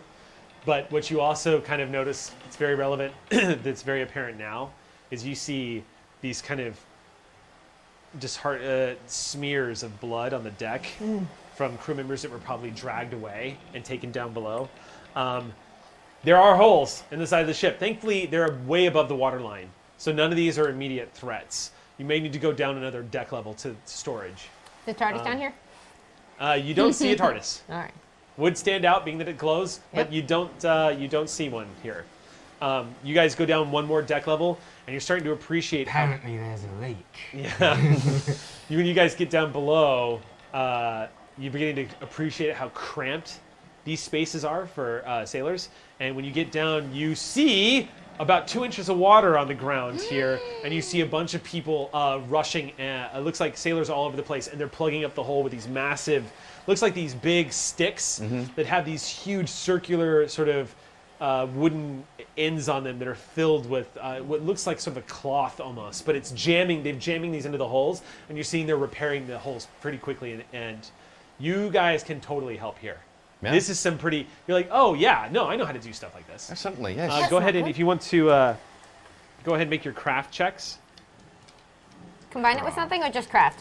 It would be for this case, I would say it would be ingenuity in craft, for sure. 12. 16. 11. Okay. Yeah. You guys can help the damage control crews. It looks like the main carpenter is a very large, bald man who sees you and says, "You here to help?" Absolutely, we Very are. much so. All right, he starts barking out orders and sailor jargon that unfortunately, the fact that I, as a person in real life, have sailed on a tall ship twice, I don't know enough about damage control to actually give you the authentic experience. Do you want to spend a story point so you do have I that? spend a storytelling Okay. story point, and I impressed the audience. You were all amazed. And like, Well done. holy yes. hell, how did Eric know all that? Yeah, you guys get to work. What you do notice is about 10 minutes or so into like helping these crews like hammer together, a few things happen is that you notice that the water, you guys managed to, you see somebody holding what looks like a yard arm. They just hold this big measuring stick. And they're holding it in the center of the boat. And you see it, he shouts out, "It's holding! 3 inches, holding!" And you hear cheers go up around as you guys continue to mend the thing. And that's at one point as someone's like jamming one of these nails into this planks of wood, turns and looks right at you, Doctor, and is like staring at you, kind of like, "Anybody else notice there's a woman here?" Here to help. What can I take over whatever he's doing and finish it. Okay, you Oh, no, take it's that. all right. She's the doctor. You take. He's so stunned to see you that when you take the mallet out of his hand, he's. "You don't know what you're doing. Why is there a woman?" Right. All right. What's next? You can help us over here. Excellent. He leads you over as you guys continue hammering up this hole and putting tar all over these patch jobs. Takes you about a good 20 minutes. But since you guys aren't hearing cannon fire, you can only guess that things are going well. So, Gina, I need Finn to make another check. Okay. You're in the wind now, so I'm not going to give you the direction bonus, but I'll still give you that +4. Okay. So go ahead and make your roll, and it's going to be, your ingenuity and your... Oh, it's ingenuity? this time it's going to be ingenuity. Okay. So ingenuity and... well, no, Survival? I'm going to say coordination. We'll give you coordination on this. Okay. Ingenuity. Just coordination? Yeah, coordination and transport. Okay. Yeah. 15. 15. And then the 4, so so 19. Oh, okay, 19. I'm really good at steering. Yeah, you're doing a good job. I'm great okay. at boats. I'm great at boats. Yeah, you with your orders shouting out, checking the wind, and with Tall Jim's help, you're continuing to pull away. They've gone from 400 to 500 yards away to now a little over half a mile away, as you guys are continuing to Is just that too rocket far to through- shoot them? What's that? Is that too far to shoot Way them? too far to shoot them. Damn it. But at this point, Good I job, will tell Libby. you that as a precautionary measure, Yeah. the crews, they look exhausted. Yeah. But you see they've managed to get the cannons up onto the deck now. Okay. You just heave, and they just pull the cannons on the ropes right up to the back of the deck. And then they begin to reload the cannon. Okay. And you see these people just bringing the cannonballs up onto the deck. Yeah. These 8-pound cannonballs. Yeah. That's what's going on there. You guys are down below. I'm going to, just to speed things along, because by the time you guys are done finishing repairs, we're going to need one more check. So, Gina, go ahead Yeah. and make me one more check as you guys continue to sail as rapidly as possible into the... Dude. What? Is that a good dude or a bad dude? Plus what? +4, plus your 4. Oh, okay, so 19 again. 19 again. Okay. Yeah, the Saucy Jack is just too fast. Yeah. She's just too fast. That's and my baby. this frigate managed to catch you guys a bit by surprise, but you notice that they're disappearing off in the distance now. It's been about 4 hours of sailing and repairs and whatnot. And when things finally come to an end, you see the last of the buckets are brought up from overhead and pouring out water. Yeah. And Tall Jim looks back and he goes, "Stand down, lads, stand down." And everyone finally, Just collapse. yeah, you see people climbing down off the ropes. Sailors up on the mainmast are finally sort of leaning against. Yeah, there's finally calm on the ship as everyone, no one cheers. Yeah, no. Everyone's happy that they've gone away, but there's no cries of cheer. Yeah, Morale yeah. is obviously For a moment, taking a hit. Bargle starts too, and he's like, Yeah, everyone just kind of looks at you. You guys are back up on deck. The three of you are. That was some hard work that you guys just did. Spending the next, you guys, like I said, 3 hours, about 3 hours from the moment you arrive have passed, so a total of 4 hours have passed. For those 4 hours, you guys just sort of integrated into the crew. And once they saw that y'all knew what you were doing, people stopped questioning you as you helped save the boat, basically. The Saucy Jack is crashing through the waves right now, just at full speed. Sun is getting low in the sky. As you guys are coming up onto the deck, you see people are already repairing. People are kind of leaning up against the rails, catching their breath. You see a few sailors comforting each other as friends have been lost in the fight. But Tall Jim walks up to you and goes, "The butcher's bill, Captain. 8 dead, 17 wounded. We'll need to stop somewhere to make repairs or we're not going to make it. All right. We won't, if they catch up to us, that's when you guys hear the name of the ship that was chasing you. If the Abigail catches up to us again, we're not going to stand a chance. We need to get the drop on them." Right. Keep taking care of the wounded. What do you do with dead people on a boat? Yeah, wrap them in a tarp, you say some prayers, and you dump them overboard. You dump them overboard, right? Bury it. All right, Burial start at tending sea. to the dead. Okay, they start making that. At that point, Have I heard of the Abigail or the Saucy Jack? This flag doesn't look familiar to me, but I can look it up later, is what you were saying. you might be able to look it up on the Tardis databases. Yeah. But if you want, since you are a Time Lord and your brain is unfathomably complex and knowledgeable, you can make a knowledge, an ingenuity knowledge check to see if any of these names pop up in what you know of Earth history. I would love to do that. Go ahead. It's a very doctorly thing for you to do. 15 and 8. 23. Zootalors. 23. Yes, you've heard of this ship. It's a not very well-known sea story, but the Saucy Jack was a commissioned privateer ship, a pirate hunter, that was commissioned by the British after a Spanish gold fleet went missing off the coast of St. Lucia, near Florida. No one knows why it went missing, but rumors say that a ship helmed by an evil captain, a man by the name of Ambrose, who's captaining a stolen frigate named the Abigail. Abigail. Thank you. So many names to keep up with. That's all The right. Abigail might have been responsible. What you know of Captain Ambrose is that whoever he was so successful in his brief career as a pirate that everyone hated him, including other pirates. Everyone wanted a piece of his loot, so to speak, because of what he was doing, his success rate. Plus, there's a bounty on his head.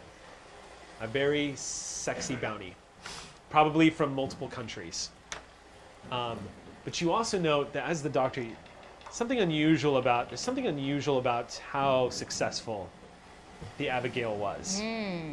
That kind of just stands out to you. You're like, oh yeah, the reason why you remember this story is because of all the pirates, arguably the most successful pirate in history on Earth was Captain Morgan.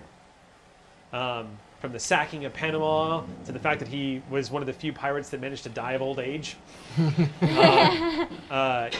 Captain Morgan should be the most successful pirate in history, but you do remember that, yeah, the Abigail stands out, and Could have Captain been an Ambrose anomaly, stands out. that. Yeah. So what you're telling me, Doctor, is we were just getting shot at by one of the greatest pirates that ever lived? A bit, yeah. Cool.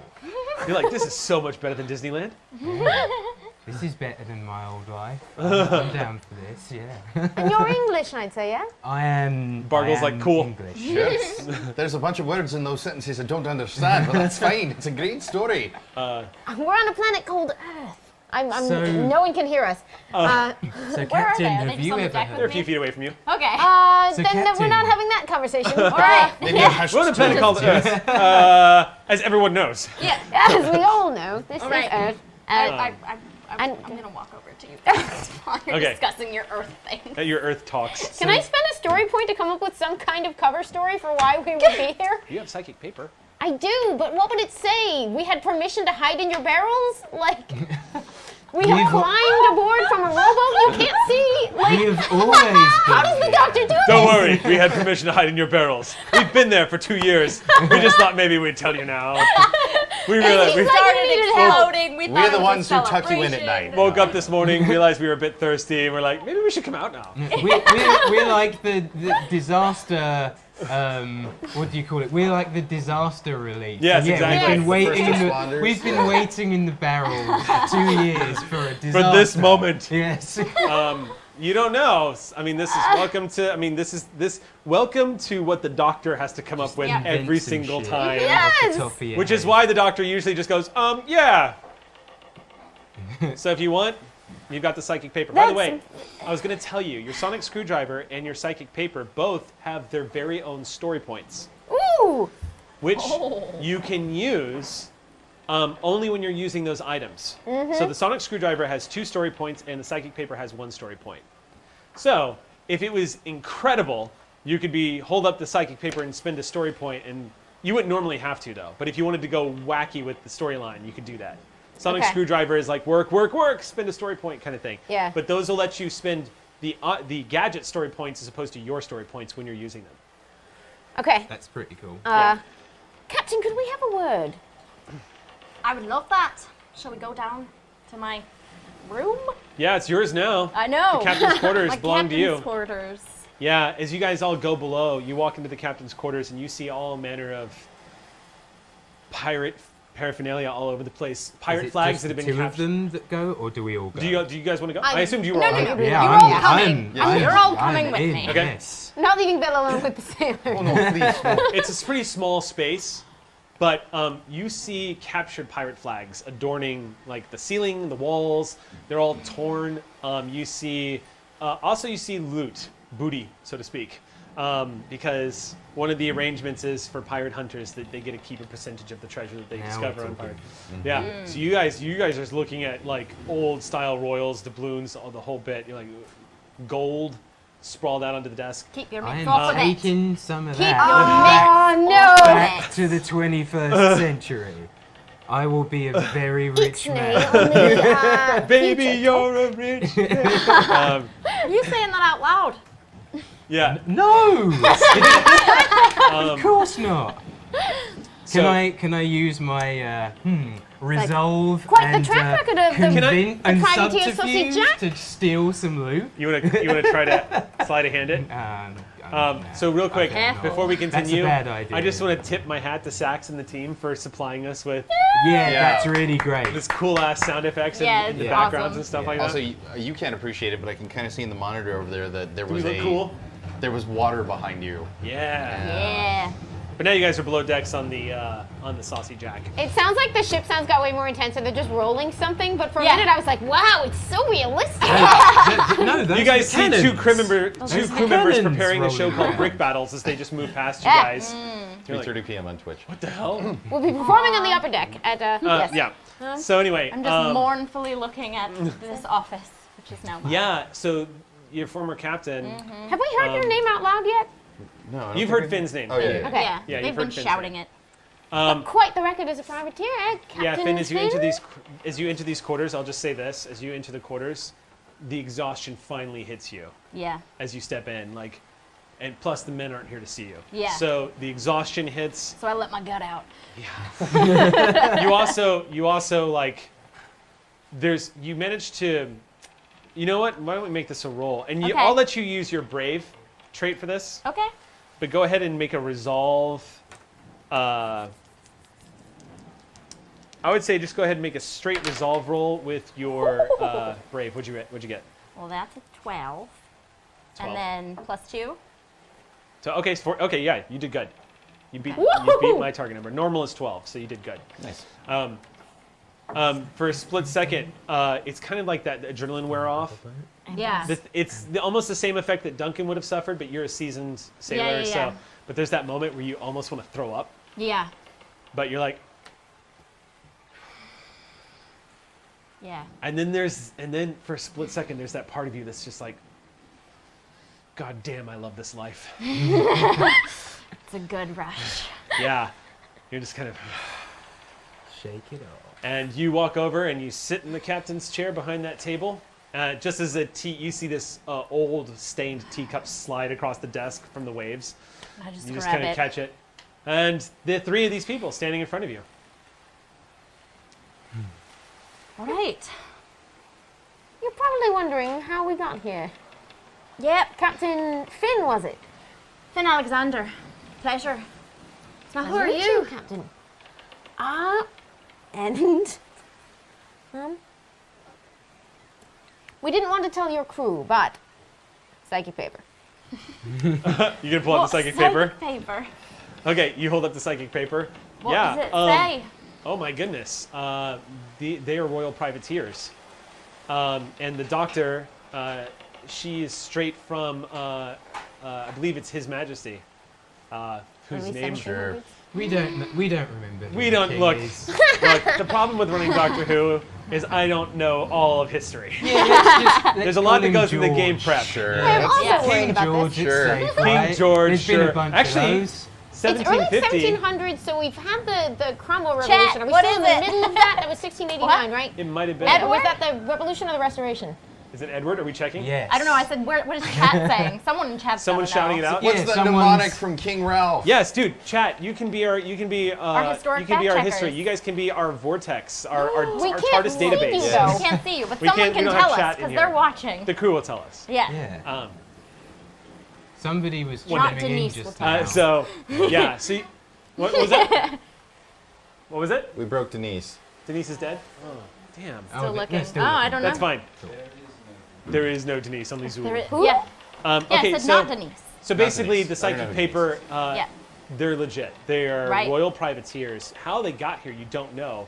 But as you read the paper, it's an official document stating that these three are servants of the crown. Blimey. It's a pleasure to meet you. Hand on hips. Pleasure. Call me the doctor. Of what? A doctor. You've got them in your time. All Not right. on this ship. You've got, well, you have a doctor, but it's more like somebody who knows how to stitch things. Put salt in wounds. Cut Yeah, things. basic bare bones stuff, like medieval style. Not a proper physician. So, Right. Doctor, you were saying the other boat, the Abigail. So, did you know was called the Abigail? Did you know who that was? Are they attacking us for a reason? Yeah, or we've- what's going on? King George 1 or King 2. George 1 or 2. Hey. Hey. Thanks, Englishman. Thank you. Good guess. Yeah.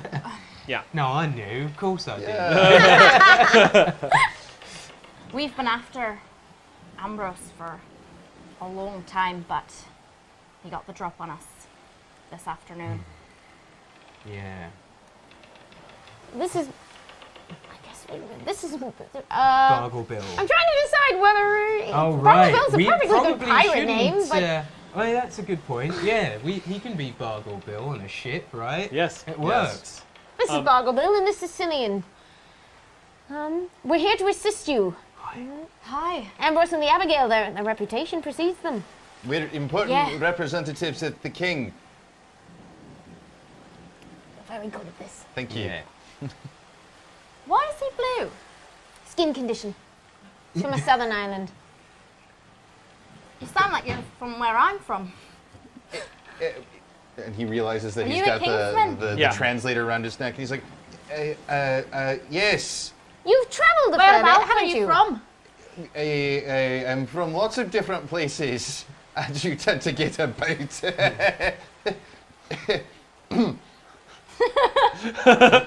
All right. Okay. He's a weird one, isn't he?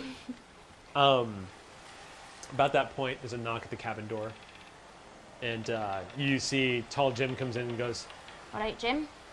looking at the maps, Captain. It looks like there's an island, probably not 2 to 3 miles southwest of here. Can we repair there? I think if we weighed anchor, we could probably make repairs there. All right. Set sail for. Tall Do we Jim's have a name for this island? No, he doesn't have a name for it. All right. Tall Jim looks completely exhausted, but he nods to you and heads out. Yeah. Right. Closes the door behind him. You guys are watching the lanterns kind of sway back and forth. As it, by the way, sun has set by now outside. So, but yeah. Also, at this particular moment, I'm going to need Amy to make I need the doctor to. In a moment, I'm going to need you to make an ingenuity and science. Your sonic screwdriver just suddenly starts going. Zzz, all on its own. Like it's going off like an alarm. 14 and 7, 21. Wow. You just kind of look inside. I'm guessing are you going to check it Yeah, out? yeah. You're going to pull it out? Okay. So 2 One things. moment. You just kind of pull it out.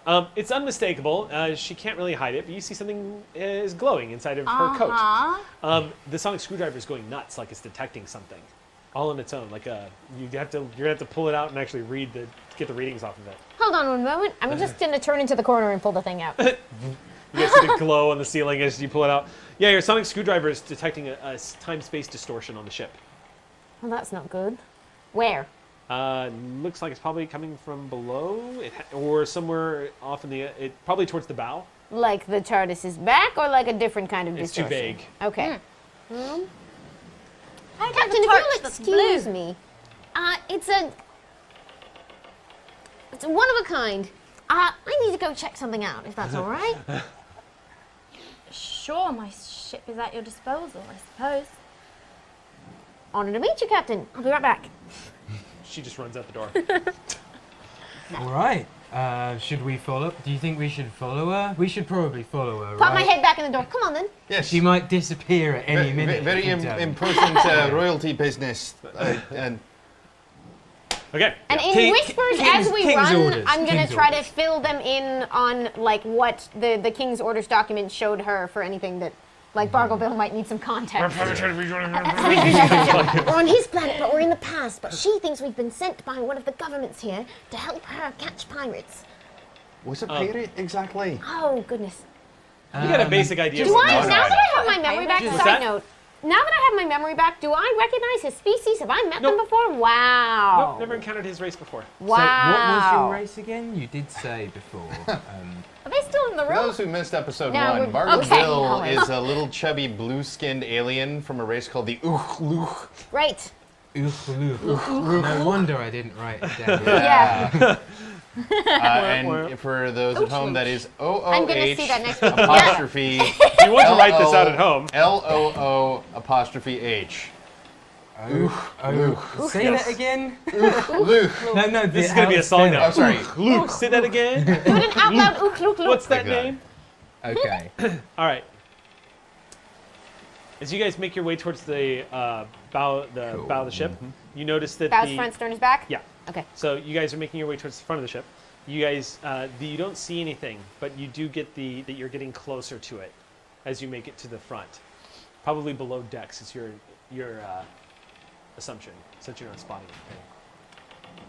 The screwdriver's picked something up, and we just probably ought to check it out. Okay. Certainly. And how do we you get know below where- decks? Do you know where Yeah, it just go down. is? So, Yeah. heading below decks, Captain, everyone's kind of makes way for you, and a few people, as you're walking down, they go, "Oh, Captain!" They're pointing, and you see crew members have started to gather towards towards the front of the ship, down just below on the gun deck. Okay. As you guys kind of muscle through there, you see everyone look at you guys wide-eyed as they kind of spread apart, and you see what looks like a tear in reality. Ooh. It looks like a rip.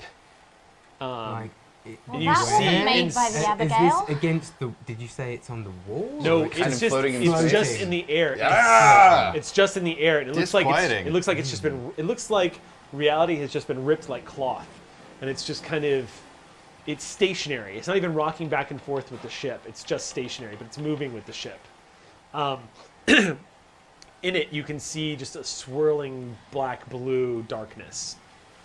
All right, what is But that thing? your sonic screwdriver is immediately telling you that it's a rip in space-time.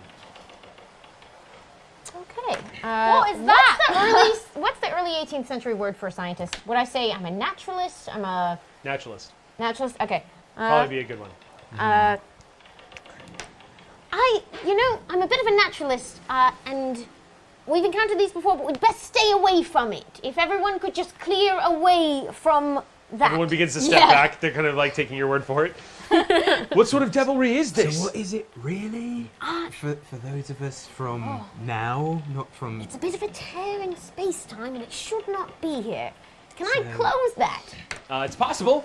Go ahead. Do we and want to close it? Bill Yeah. goes to touch it. Is this which? Don't. Bill! I wouldn't recommend that. You stop him from touching it? Okay. Yes. Yeah. Pardon me with the mic. Did I just mess up my mic? I just messed it? Okay, go. The lobs are new. I'm trying Got to an do that. instrument I've designed that's good for this sort of thing to explain why my glowy torch is. Okay. All right, so then I'm So going it's the Portuguese made it. They're very bad. so go ahead and make an ingenuity science roll.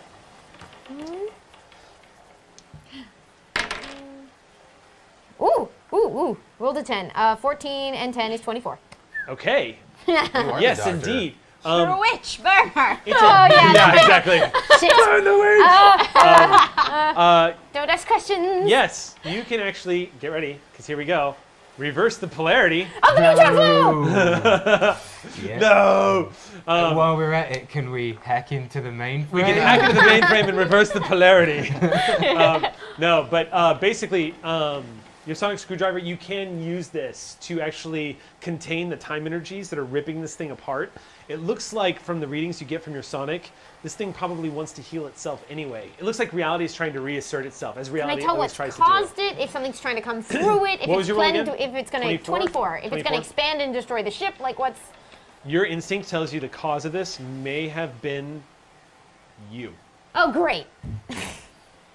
In fact, very likely the events that brought you all here, this might be a symptom of that whole freezing Gallifrey in a moment of time. It's possible that you may have opened wounds across all of the realities. Now, an interesting thing about this that I forgot to ask you about is that as I regained my memory of being the Doctor, part of the story is that I should lose the memory of the events. That happened after? Well, like the whole part of the deal with that is that because those events should have been time locked, but I was with other versions of the Doctor, like I would forget that all that happened. Yes, you should. I don't know how quickly, and I know that we've gotten readings from the Tardis that say that everything is wrong, but I'm still not sure if I know what Amy knows. Everything you just said is completely true, and yet you remember it.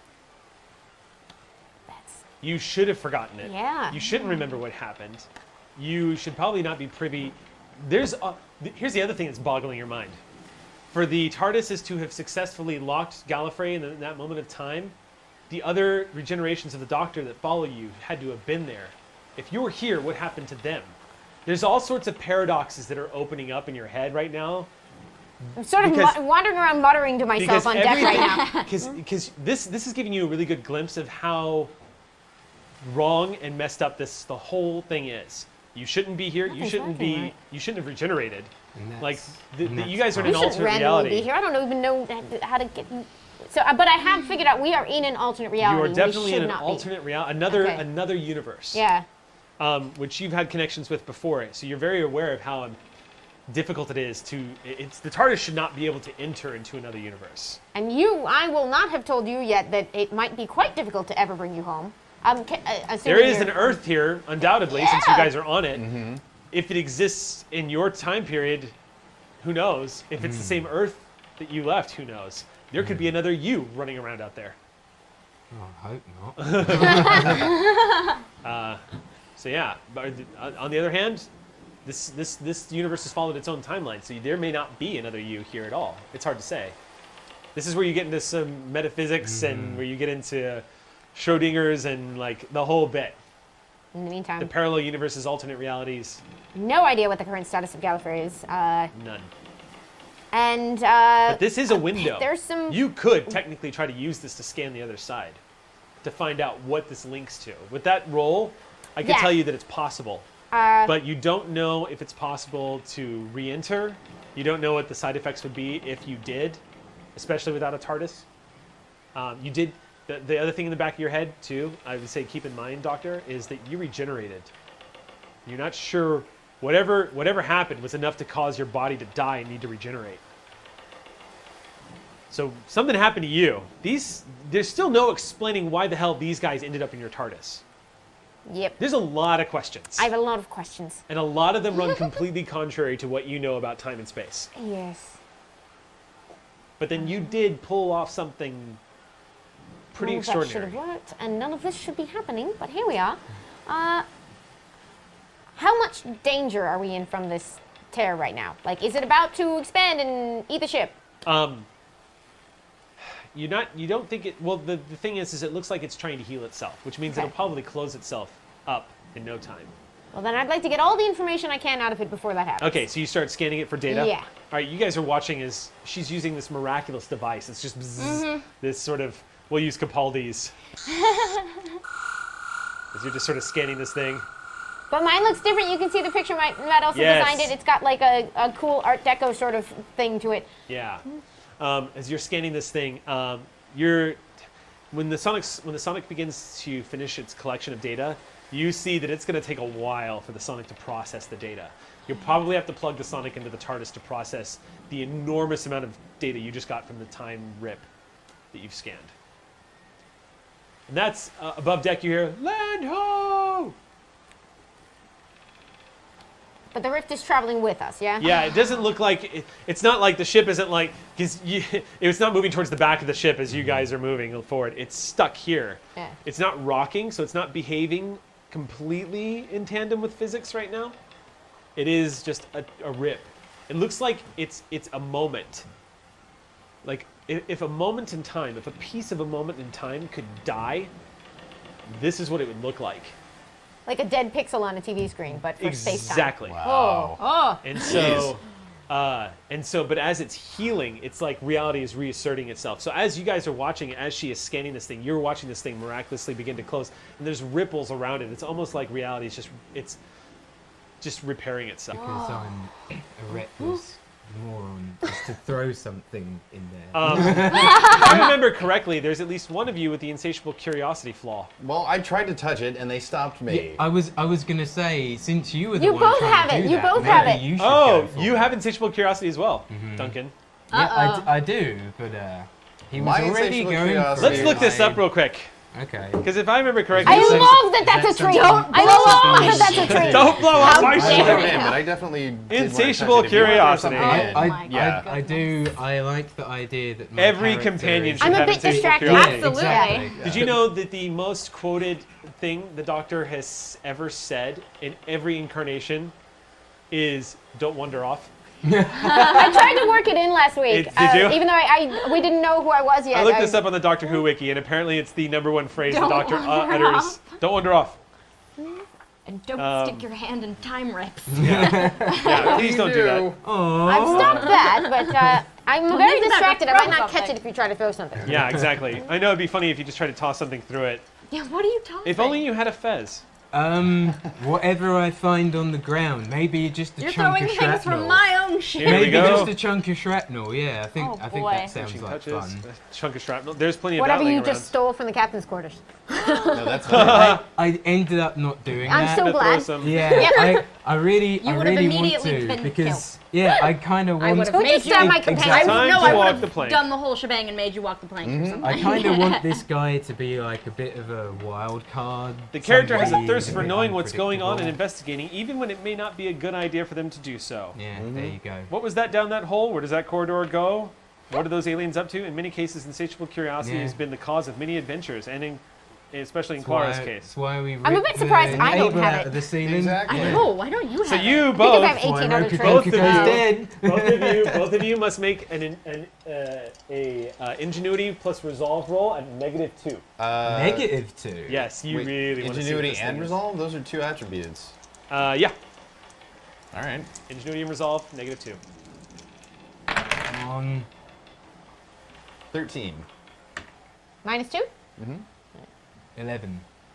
Okay, Bargle, you're like, I'm gonna follow the Doctor's Yeah. go on this. Yeah, Cillian, maybe when no one's looking, you can toss something through it and see what happens. There's a moment where the While I'm muttering. if you want, I'll let you. If you want to make a roll. Oh, do. Yeah, I want to see where this goes. Okay. Oh, come on. 8. 8. Blow up That's my gonna ship. go very badly, isn't it? Yeah. You're just What did looking you around. throw? You're like. Yeah, what did you Oh throw? man, I should throw something into this. I And you should kinda- totally throw something. You see a in there little. while I Looks can. like it looks like a little. You see a crate to your left, and it's filled with what looks like row and row and row after burlap pouches, little bitty burlap pouches. He knows what's in Mike there. immediately Michael knows what it is. Yeah. You go, that'll do. Pick it up. Doctor's talking. Doctor's turning and giving you an explanation. Congratulations. You're the first human in history to toss a pouch of black gunpowder into a rip in space-time. I mean, would you not? Humans! Oh my goodness. Do we see him do this? Yes. Just after it leaves his dear. hand, you just watch it. You see this pouch just go into the hole, just disappear. Cillian, what? I don't know. I recommend not doing that. I just Seize couldn't, them I now! couldn't resist. Oh, Are you great. gonna order them to see? Yes! Oh, You don't even know what that is. People grab you by the shoulder. You They're just looking at you. threw gunpowder into a magic hole in my ship! Yes, I would fair recommend not enough. doing that again. Captain, it's all right. He won't do it again. Seize him! They've got him. Okay. The sailors are kind of looking at Cracking you. irons. Take him to the brig. They start dragging. They drag Cillian off. Excuse They're me. dragging I'm him not- back. Oh well. That's what he says as they're dragging him. Pretty cool though. Been there before. I'm going to Yeah. leave my colleague back, please. He's staying in the brig until I figure out what he did. I promise it won't hurt us. Do I know What? I feel like it'll just go through to some other So- place and they have some issues. I promise it won't hurt us. And when she says that, you see a pouch hit her in the side of the head and fall to the deck. And the two of you everyone looks at the hole. The hole is just slowly closing on itself. But you look down and see there's a black pouch. There's a pouch of black powder. I'm already in the brig. You've right? been dragged off the deck, yeah, from down below. Is that Right. the same one? And did something throw something back at us? Is it full of weird energy? It is, yes. It's not like about to explode, though, I'm No, guessing. when you Not scan it- incendiary. when you scan it, your instinct is the powder inside's probably dead. It's probably been corrupted somehow from age, from the looks of it. Huh. Whoa. That's cool. In fact, Very interesting. as you're scanning it, you watch the burlap around it suddenly begin to rot and warp and then rot away. And you just see what looks like crusted black powder that's sort of, from the looks of it, it looks like this black powder, this little pile of black powder, has probably been around for the past 300 to 400 years. Wow. Just from Throw looking at that it. cursed thing overboard. I'm not touching it. That's an order. Poke. Oh, no, You just reach down and pick Yeah. it up. Collect Oh, it. Yeah, goodness. collect it. Yeah, it's I do meet the best people. it's inert. Like this Yeah. powder would never ignite now. Yeah, looks he, like just, it's- he walks over to the edge of the ship and it's just all like, And you see, yeah. Well, you guys are below deck, but there is below that. deck. You Right. get, there is that hole though. So Yeah. you just kind of walk over and toss it out. Yeah. The hole. Okay. Study it. You hear this voice in your head. Keep it. it belongs in a museum. If only Mercer was here to just run in and be like, black powder. What? So yeah. And there you have it. Right, gone let's now? not throw things in the hole, shall we? Great. Duncan, Great. you Except are staring for me, at of this. Duncan, the brig, Cillian, the brig that you've been placed in. This is the brig on a privateer, so it's probably about 5 feet wide, 3 feet across. Like it's enough room to stand up and sit down. But they close this door with bars on it and lock it. And one of the guys goes, "Sorry, mate. Do what the captain says." Oh, this is cozy. Yep. Back to you guys. So, we'll all agree to just leave this alone. Is that what we're doing? I think I've studied these unusual weather phenomena, and it is my recommendation. Weather? You expect me to believe that was a weather? I've seen weirder things. Well, I haven't. Well, then perhaps you have to listen to me on this Another one. bag of powder comes through the hole, Oh, falls onto the deck. well, that is interesting. Scared. This one's might be the same one you threw in. Might be. Yeah. Same age? Has it aged the way the last one had? The data that the sonic screwdriver is collecting, the sonic seems to identify it as from this universe. But the data that it's processing doesn't show you how or why you would know that. So it looks like it's still trying to collect all the information. Did the last one also say it was from this universe? No, the last one didn't give you this reading at all. Can you explain that? Is that just a bit of rain or thunder coming through? Another pouch More unusual than that. falls through. Scan. Hold on. If we could just maybe clear the room here for a bit. Yeah. I still have a bunch of crew just hanging Everyone is gathered right?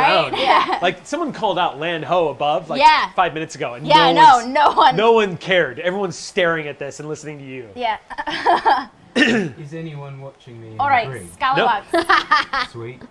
You've got a Phillips screwdriver on you. That's what I was doing. Oh yeah. Go ahead and make a roll. So this is going to be an ingenuity. This will be a technology roll. I just shout Ingenuity to the and general technology. You know what? Let's make this a coordination technology. Okay. crew. You breaking out of my break? Tell me what you get. I love that I'm not there to tell him, I like, know. don't do that, please.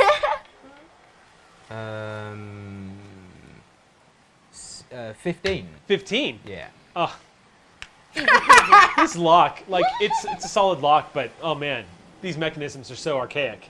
And let's be honest here, I'm a bit of a shifty Yeah. looking guy. I've probably Yeah. broken a few locks before. You in kind my of look down time. into this thing. And you're like, oh yeah. You just got it. It's deadlocked on the other side. So you managed to pop the lock to the door. You'll need to try to get to the lock on the other side, which is going to be a little bit of a tricky one. Okay. Yeah. But the door lock so it's double locked basically. So the door lock, you hear it click, pop. You And kind of now look I've up. got to reach around and try it from the other side. Yeah, you're basically going to have to stick your hands sort of through the bars here of So this am door. I rolling again? for that You will one? in a second. Okay. Right to the now, doctor. the doctor, Bargle Bill, and Finn are all staring as a fifth pouch is at this point popped through the hole. All right. They All you scallywags. What's that? All the scallywags. Yeah. We have land. Go do your jobs. The few of them begin to sort of back away. Like there's a murmur of just like, what the hell? Like everyone's so just Yep, weirded out by what they're saying. magic. Okay, but they do what the captain says, and they Good. all start like filtering out and going wanna up topside. Run on land. Yeah, exactly. Everyone just smashes into the island. That's what happened to the ship. It just ran aground for some That was our reason. Doctor Who game. Thank you for watching. So yeah. So they all head up topside. Is it going to keep doing that? Can't rule it out. Give me a moment alone with it if you want. And Bill is kind of just taking up residence, sitting on the deck, just watching. Oh, Are you gonna go up topside? Oh yeah. Okay, he's so with them, right? Yeah. that's great. Yeah, you were with them. Yeah. So when you told everybody to go up on deck, Bargle He was Bill like, was just "Okay." like, yeah, all right. Goes up on deck. Yeah, as this thing continues to seal itself, you just the bags eventually stop, but all in total 7 little black powder bags falling out. Only one of them seems to be the one that you tossed in. That second one? Yeah, the second one. What am I getting from the others? They don't read at all. Are They're they reading, old? huh? Are they old like that first one? They or- all have different age signatures. Some of them look like they're days old. Some of them look like they're months old. Some of them are just like, none of them are as old as the first one that came back, but they're all varying in age. Is there a pattern? Have they been getting more recent as they go, or is it just random? No, it's completely random. Completely effing random. Okay. All right. All right. If you don't mind, I'd like to stay and watch. This is the coolest thing I've seen in a while. It's healing much more rapidly now. You're watching it just, you can actually see the edges of this thing finally closing up.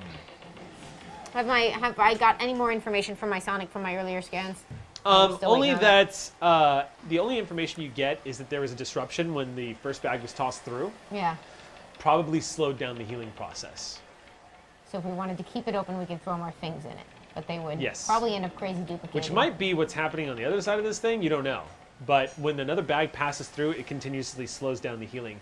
When the bags have started to stop, though, because the hole has gotten small enough where you can't just toss a bag through it anymore, these pouches, when they stopped, the healing began to accelerate again, and now it's back to normal. Yep. I'm not sure if I want this thing to stay open or go away. Yeah, you don't know. but it was caused by whatever we did. Yep. Help! I don't know what to do.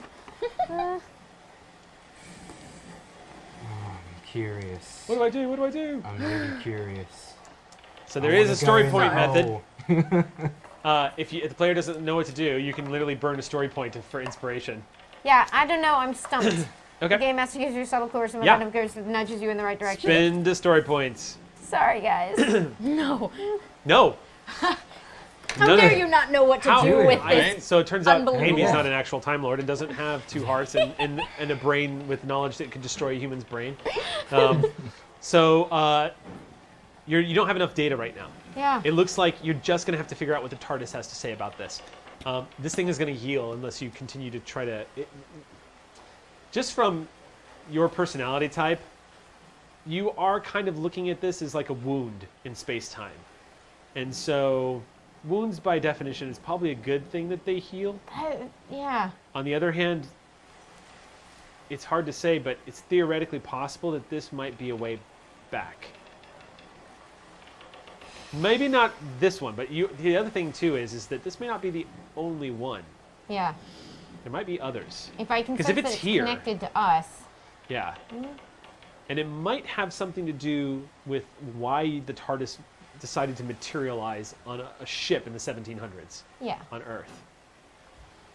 So, because there is a harmonic that you're picking up on the sonic screwdriver that coincides with you, essentially, and the sonic screwdriver itself. Do I get the sense that if I keep it open, I will be able to learn more from it, or that I've pretty much gotten everything out of this scan that I can, and I just need to look for larger patterns? Probably the most you're going to get out of this one.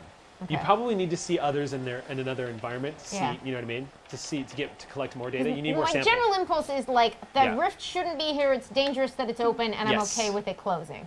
Because the chances are there's going to be more. Yeah. That's your instinct. It's not a great thing that there's going to be more, but I'm not sure it's a good idea to keep intentionally prolonging this one being here. Exactly. On this The impression you're kind of getting from what you've seen so far is that if this is not an isolated event, then probably what happened is much like an iceberg hitting the hull of a ship. It probably made punctures all the way Yeah. down. This is a really good chance that this is just one of many. Yeah. But you also know that the TARDIS has been known to pull the Doctor where she needs to go. So, I think this one's about closed, but there we may run into more atmospheric phenomena like this. So if you could just tell your crew to keep an eye out and stay away from any similar events, I think There's we'll going to be... be more of these. It's a distinct possibility. Bloody hell. at that point, tall Jim comes down the stairs and says, Captain, we're going to need you up above deck. Right, I'm coming. Shall we? How close are we? We're here. We just weighed anchor. Right. When do we get to go on land? Uh, Do we go on land? well, that'll be up to you guys. Yeah, I mean. Um, Meanwhile, can I make my Yes, other roll you for may. the other door? Come on. What? It was ingenuity and it's coordination, I believe. That's coordination coordination. and technology. tech. Okay. Or I'll let you use craft too, if that's higher. 16. Click. And I'm out. Excellent. Go ahead and gain a story point. A story point. Yeah. That's pretty satisfying. I'm going to give you a story point, not Yeah. just for that, but because of the whole scene of you tossing black powder into a rip in space time. I cannot wait to the crap you're going to get into. Neither you can and Mike I. both, yeah. I'm trying to mess this thing up, man. You guys, so this is the scene. The two of you get up on deck, and there's this beautiful tropical island out in front of you. It's nighttime, so you're seeing the stars, but you know when the sun comes up, you're in a very nice place. Lots of trees on this island, which is good. Very good for repairing a ship.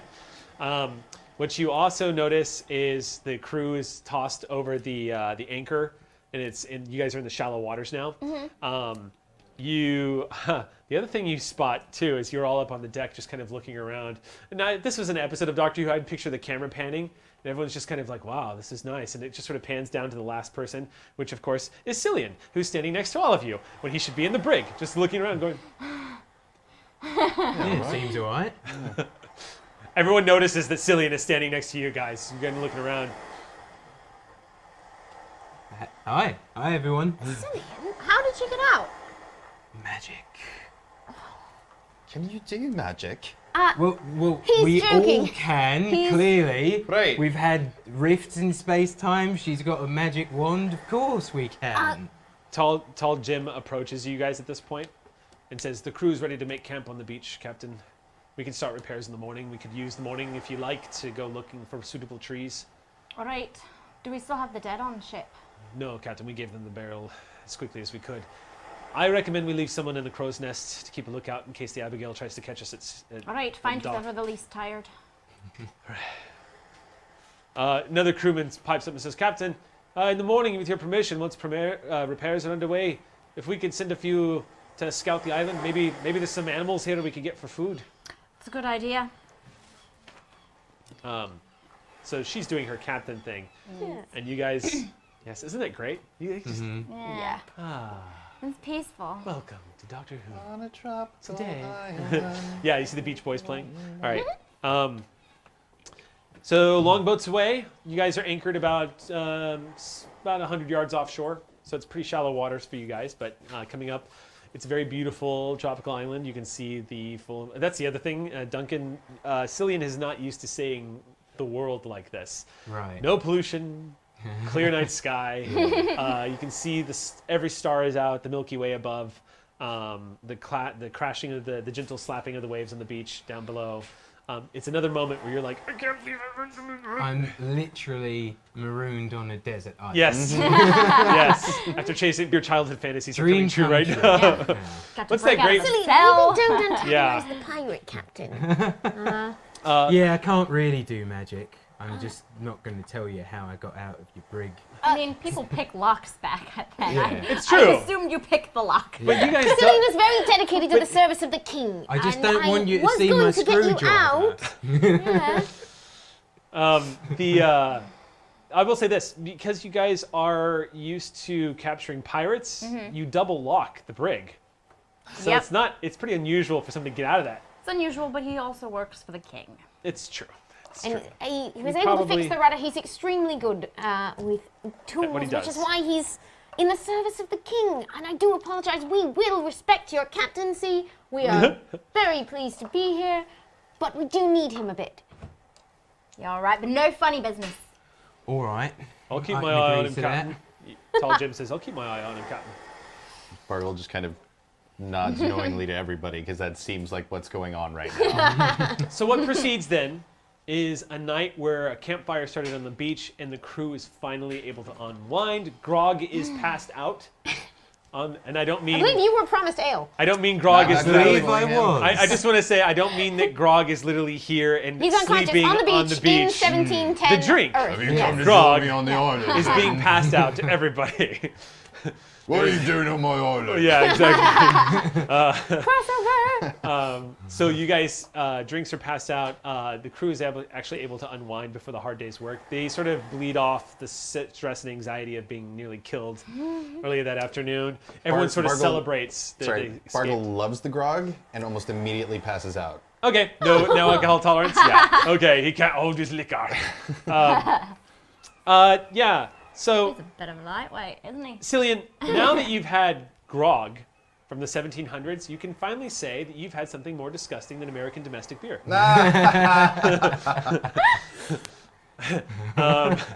There's this immediate just...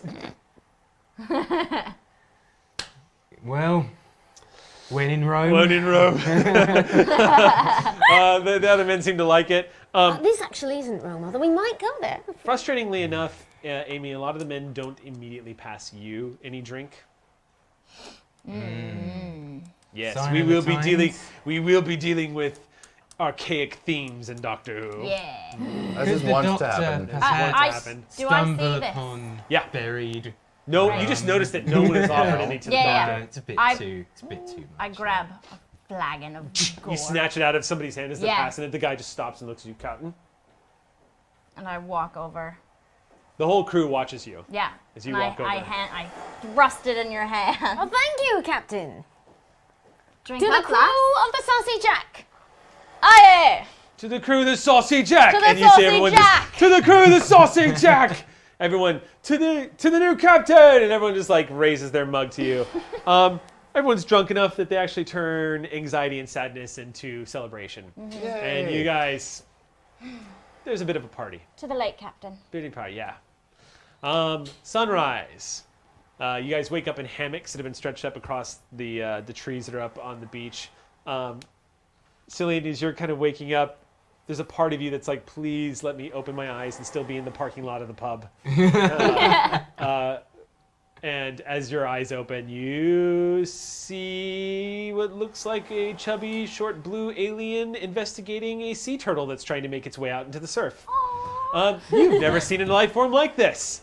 It seems completely inept to be walking on land. These fins are clearly not designed, and yet there it goes. It carries its house on its back. Doctor, you're waking up as well. It was a nice night's sleep. It's been a while since you slept in a hammock. Maybe you should get one of these on the Tardis. I like this. The crew has already picked up, and the groups have been designated to go for food, All right. water, and looking for wood. Okay. Good wood for the ship repairs and whatnot. So everything is underway. As everybody's sort of setting off to do their one thing in the morning. Do we want to take? No, it's already 2:06. I don't think we're going to do this. We're going to skip the break today. Yeah, I think. that's fine. Yeah, Is that I'm cool with you good. guys? Yeah. We usually do a 5-minute break. I cannot believe I've gotten through this episode without coffee. What's up, Amy? I might be back in like If there's 90 a seconds. if there's a dip, oh, okay. I'm The doctor so decides sorry. to go find a bush. Yes. Here. Bit of a- A 90-second. What would we be looking for right now? Would we just help the crew, Should I lead or it? are we trying to find the TARDIS? And is there anything the Doctor? You guys can head back to actually the do? ship to see if the TARDIS has come back if you want. Yeah. I think we should wait for the Doctor to come Sure. back. I hope Since- Amy remembers to mute her lav. Oh. It's excellent. muted. How do you do that? We've all seen the a Naked They'll Gun do it. movies, Is it right? just But there was a on the- scramble the first episode. Oh, yeah, Here's yeah. a funny behind-the-scenes story. In the last episode, I didn't know if the lavs were muted or not, so I had to race into the bathroom after Darren and Duncan, like, guys, Yeah. make sure to cover your mics. That would have been a whole interesting episode. Yeah. All right. Should I'll lead a team to fetch Sure. some food. Okay, cool. Hey, Captain, hunting? May I come with you? God, my accent's all over the place today. It's really hard with many accents. all right. Yes, it's okay. But what I do is I just look at Duncan, and if he's not cringing outright, then I'm still on track. He's learned to repress it, I have a feeling. I'm not ignores cringing for the sake of the show. Oh no! I appreciate that. Thank you. Thank you for not cringing. No, this is a no really, cringe. it's not that bad. That's good. That's Yeah. good. Okay, good. All right. So why don't we do this? We're gonna do sort of a time lapse rolls here, since there's gonna be a lot of extended actions. You guys are gonna get on a boat and head back to the ship to check to see if the TARDIS has Except decided him. to pop He's back coming in. with me. Yeah. Except you. You're Yeah. gonna go Oh, with I We're totally going want to explore hunting. the him. island. Okay, cool. This is a gorgeous tropical island. Duncan's like, yeah. So a few of the men, you ask them to take you back over. They want the captain's permission to do that. They need to trade off the watch anyway. Yeah. Because there's going to be somebody on watch. Yeah, that's. But I don't want to go back without the Doctor, because if we get there and the police box is there, I don't know what I'm doing. I don't. It's true. All right. Do you want to come hunting with us? Yeah, I suppose we might as well. But Could use a favour of extra hands. Sure. I think I might be better equipped to help the crew that's chopping the wood to repair the ship. wanna do that? though. All right, then do I that. wanna do that, yeah. If nothing else, he is making himself useful despite the fact Yeah. that he's technically an escaped prisoner. Yep. all I right. send Jim with me. And a bit of an idiot. I'm So sorry, what did I miss? Send Jim with him. okay, so From the so going Doctor, what has happened is that so Tall Jim is going to go with you to cut down wood, and then you're going to follow doing some hunting. Yes. And the Doctor, so they're going to go off into the jungles here of this little tropical island to look for wood and food. They're going to chop wood. They're going to look for food, and there was a suggestion of maybe going back to see if the TARDIS has arrived back on the ship yet. That does seem like a good idea. What is the captain doing? I'm hunting with the blue lad. Leading the charge. And he's chopping Okay. wood. All right, so these Or are going to you be could steal extended one to go actions. to them. Okay. So I'll just need to. So we're going to do survival checks here. Okay. Do you have a survival rating? Out of curiosity, Kinda. what is it? 1. Okay. Yeah, so I'll give same. you. Okay, so you I both. might actually. I want to check on the TARDIS, but my sort of first priority is to get Sure. some time with the captain. Okay. You're gonna go with them. If Okay. that's all right. Yeah.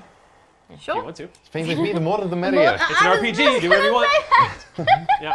Well, that's what they say we're from, right? Absolutely. All right. So Very then I'll need. convincing. What we will need is I'm gonna say an awareness plus survival. Okay. Both of us? No, it's gonna be from her, but I'm gonna give you a +2 to it. I have 13. 13. And then you said +2? Yeah. Okay. Okay, so 15. Yeah. Yeah, there is wild boar on this Yeah. island. Have Go it So boar you- hunting. But it is going to take a while. Damn it. Is it the island from Lord of the Flies? I hope not. Yes? Okay. See a bunch of children holding a rock over your head. Sucks to your ass, Mark. Anyway, yeah, there's wild boar on this island, which isn't unusual because you guys, first of all, you're in the Caribbean, and you're not that far from Florida, and that's been, I mean, the invasive species that were introduced to the Caribbean because of all the sailing went down here, it's not unusual to find things that should not belong on these tropical islands, So yeah. Okay. So you guys are going to be doing that. So this is going to be an extended roll. So we're going to say a few hours are going to pass. Okay. Because you did pretty good on the roll. Your crew, actually, you guys managed to hunt down and kill yourself some wild boar and bring that back to the ship. It's not much food, but it's you guys can turn it into jerky and give it some time, and that'll definitely help out there. Yeah. The doctor, you've been familiar with some ritual hunts like this before. You're never particularly happy to see an animal get butchered, but you don't judge history. You just walk through it. So. Yeah. We need to eat on the ship. Yes, indeed. Your supplies are okay, but the thing is this is going to be a morale booster for sure. Yeah. And so while My this- major goal in coming was to just sort of spend a little bit of time with you, and if possible, Sure. sort of engage you in like, oh, you're the captain now. Tell us, like, how long have you been at sea? Like, so while you guys are talking, I want you to have the conversation, but Yeah. before you guys get into it, Amy, I want you to make an awareness. I'm going to say an awareness ingenuity roll, and I'm going to need you to make a presence subterfuge roll. Okay. all right. Someone hand me dice, please. Tell me what you guys get. I'm just gonna let you borrow, but you have some. What did you say? It's an awareness subterfuge. Or with you, I'm sorry, Yeah, Gina. With you, subterfuge it's presence subterfuge. Presents. Okay. 18. 8. Okay. You need an 18 or better. 12. Nope. Only 12. Okay. So as you guys are walking through the jungles having this talk, at one point the two of you sort of get up ahead of the party, and Finn is chopping through the bush, and Blasted. yeah, as you're chopping through the bush and you're hearing Finn cusses, she is cutting through some of the bushes. It takes you a moment, but you're watching and you're like, something's occurring to you about her. She's chopped down one of the branches to get it out of the way. You kind of notice that the doctor's gotten quiet, so you just kind of flex your muscle for a little bit, rub your arm, and look back and see that she's staring at you rather peculiarly. Captain Mem. What? You know, I noticed you were very generous with the grog last night. You don't seem to have the same attitudes about women as some of your crew. It's a lot of bollocks, isn't it? Oh, come on. What? How have you made it so far? I won't tell a soul. I don't know what you're talking about. I don't know what that was.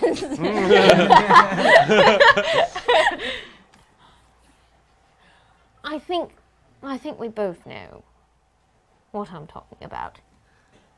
You're a pirate captain. You're a woman pirate captain. Yeah, all That's right, just extraordinary. Keep your voice down, all right? It's only Bill. What? He's extremely understanding. He is. Just a few feet away, Bill is just kind of No, he's not paying Watching attention a at all. butterfly. like, wow, the life on this planet is so bizarre. It's just Bill. It's Yeah. just like, Didn't occur to me. I was And like, to oh, right, he clarify, doesn't have Bill's not human gender stupid. He's presence. just really curious about everything. There's a lot of new information. Yeah. for You're you. Wally at this point. I'm totally Wally. Yeah. Yeah. I promise you, you can absolutely trust me on this. But you are extraordinary. Yeah, all right. I'll take it. Yeah. I tell you, it's not easy. And your name is Finn. No. Finn's my brother. The name's Maggie. Maggie, I'm the doctor.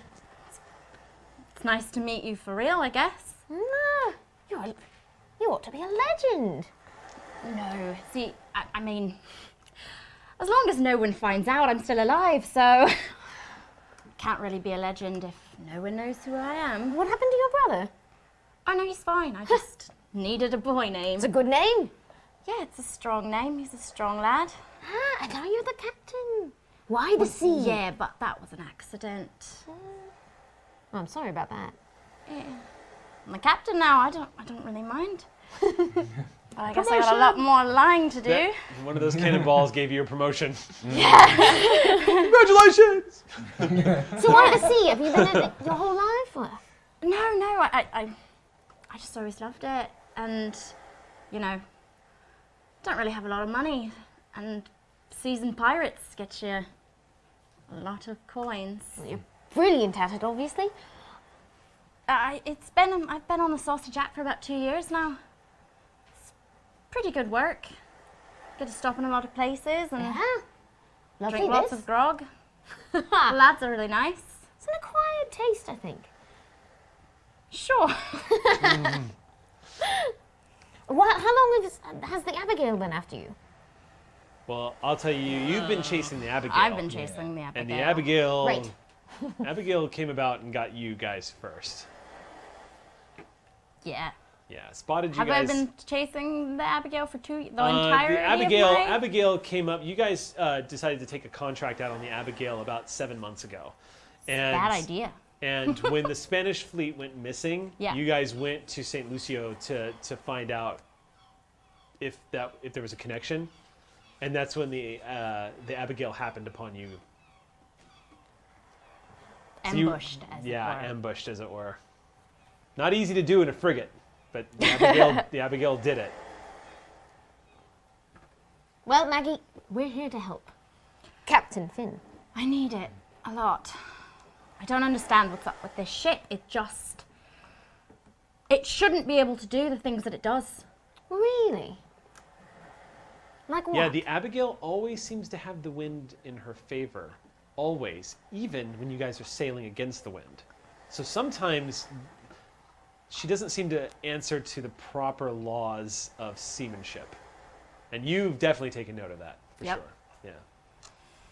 Yeah. Really? Yeah. Some say they sold their soul to the sea gods. A bit unusual. I really don't know how to defeat them. Perhaps that's somewhere we can help. No idea how I'm going to get inside information about the Abigail, but I'd like to find out. I assume that's why the king sent you, right? Absolutely. Good. Because my men are losing steam pretty quickly. I'm just British now. Don't you worry, I Captain could Finn. just keep going. By the time you guys have made it back to the beach with your kill, Cillian has coordinated this crew into being a wood chopping machine. Not actually doing any of it yourself, I'm assuming. I'm doing something else, if I may. Yeah. Oh, yay. no. What are you doing? I'm making a spear. I want a weapon.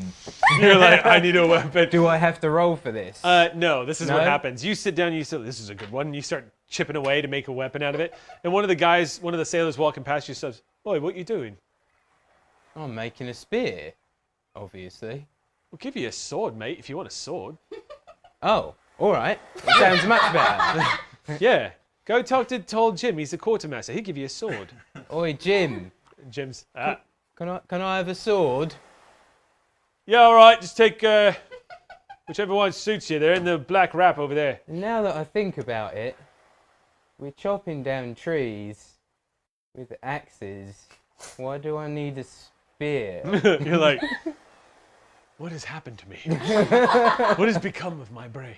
When you're on the desert island, It's and you know this that mentality island, sets it's this in. island Yeah. life. Suddenly exactly. you're Robinson Suddenly, Crusoe. yeah, suddenly I want You're a spear. very far from They come back, and when you guys arrive, you are gathering all sorts of interesting data on the life here, Bargle.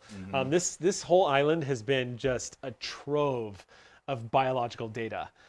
You've heard of Earth. You've never been here. You know that this is one of the rare planets in the universe that is teeming with life, and multiple times during its history was almost destroyed by the people that lived here. It's got a very bad reputation. Yeah. Yes. Yes. But now that you're getting a first-hand look, you're actually kind of marveling at the richness of the world here. Planet Earth 2, by the way, is out. Yay! I'm gonna watch it. All right. So anyway, Oh right, yeah. I'm a total yeah. environmental Bloody hell, I junkie. forgot about The that. sequel to our actual Sorry. planet. Yeah. Yes. So Thank anyway, God it's ready. So the scene when you arrive is the wood chopping crews have been coordinated. These big, you see these probably about 5 or 6 trunks of trees Yeah. piled up on the beach of men just chopping off the ends of them and getting the wood ready. You see Cillian is just looking at this pirate saber. This thing is really off balance, but you could definitely do something with this. As you guys walk up onto the beach, Amy, the doctor's sonic screwdriver once again begins to buzz. Hold on one moment. Everybody's seen it by this point, so it's Sure. just my Yeah. weird glowy torch. Yeah. But yeah, Bill's right at your side, of course, because he's like, okay, what's Same what is- reading. what- Same what is it? reading What as is it? before on the ship. It's your torture keys. It's back at the same reading as we saw on the ship. It's not on the ship. It's here on the island. Where? You're Far? gonna have Near? to. No, the direction you just came from. You guys just came after 2 hours in the jungle here.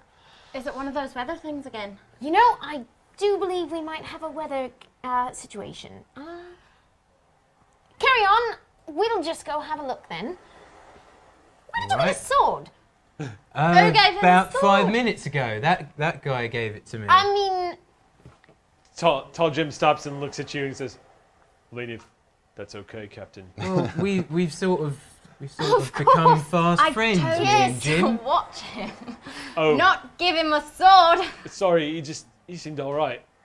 no, I'm sure he's very safe with it, and he'll be extremely careful. Yes, and we're I very promise. important people from the king. Don't Scout's hurt honour. yourself, So all right? perhaps I King's Sure, honour. sure, Yeah, that's King's Yes. honour. That's right. Yes. Why shouldn't I have a sword? I work for the king.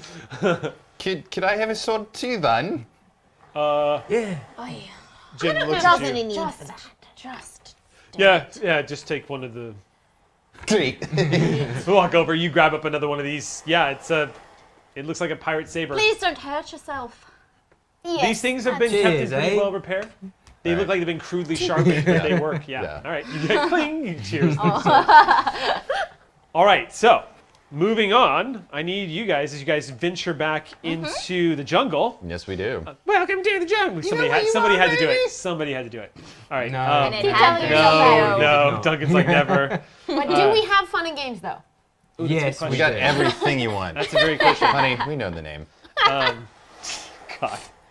I'm not sorry. Okay. So I'm going to need ingenuity and survival. From all four of us. Oh, I'm sorry, awareness and survival. Still learning the attribute system here. Everybody? Yeah.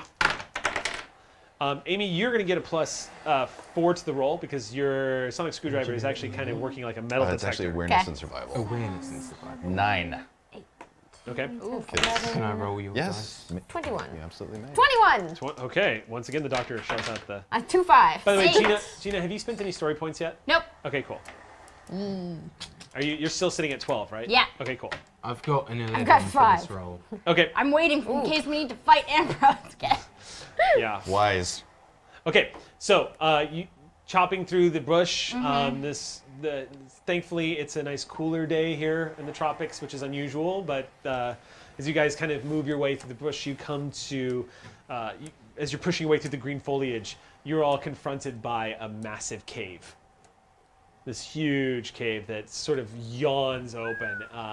This thing's probably about 80 feet high at its peak, but it looks like it goes into the rock face of what makes up this island. It's completely overgrown, and down below is total darkness. And that's where the Sonic is pointing you.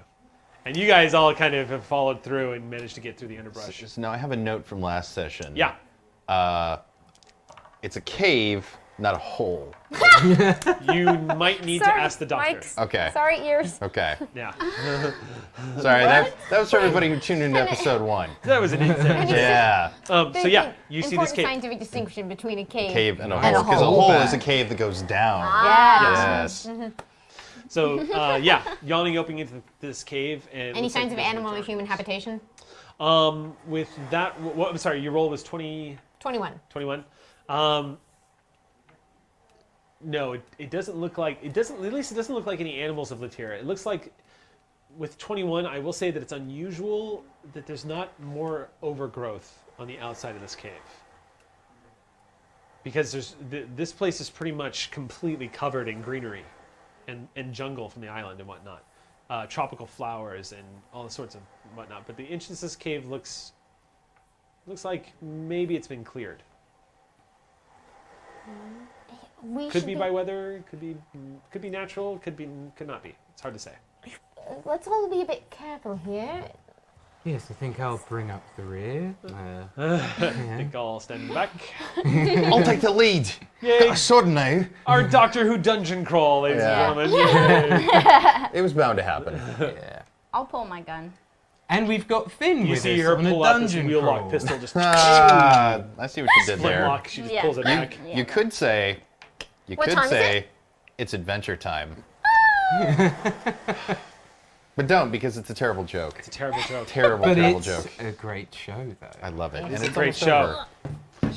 Yeah. Okay. Anyway, All sorry. right. So Yep. Captain Flynn, or I'm sorry, Finn pulls out his. Suddenly Jeff Bridges is there. Yeah. It's hard. It's hard. I know. Hey, man. Genders. Oh, What by is the it? way, can I just say how awesome this is? You're great. Finn pulls out his gun, pulls back the hammer on it, gets it set up. You guys are kind of taking a cue from the captain. He clearly anticipating danger. And really, the only light you have is your Sonic. Is it enough to navigate by? Normally, on the other Sonic screwdrivers, like say Capaldi's and Tennant's and all that other stuff, I would say probably not. But your Sonic screwdriver, which I think if you refer to the picture, actually has like a dome shape on the top. You just click it on, it goes. Cool. You're like, of all the hundreds and hundreds of years that you've been alive, why didn't we think of Thousands. this before? Maybe you have thought of this before? Don't know. Finally, one of these that does this. You shine it in. It's dim lighting, but you will be able to see where you're going if you all stick together. I'm from the Yeah. 21st century. Do I have a smartphone on me? Are you gonna take your Spin a smartphone story point, out I'll give you a and- smartphone. Nice.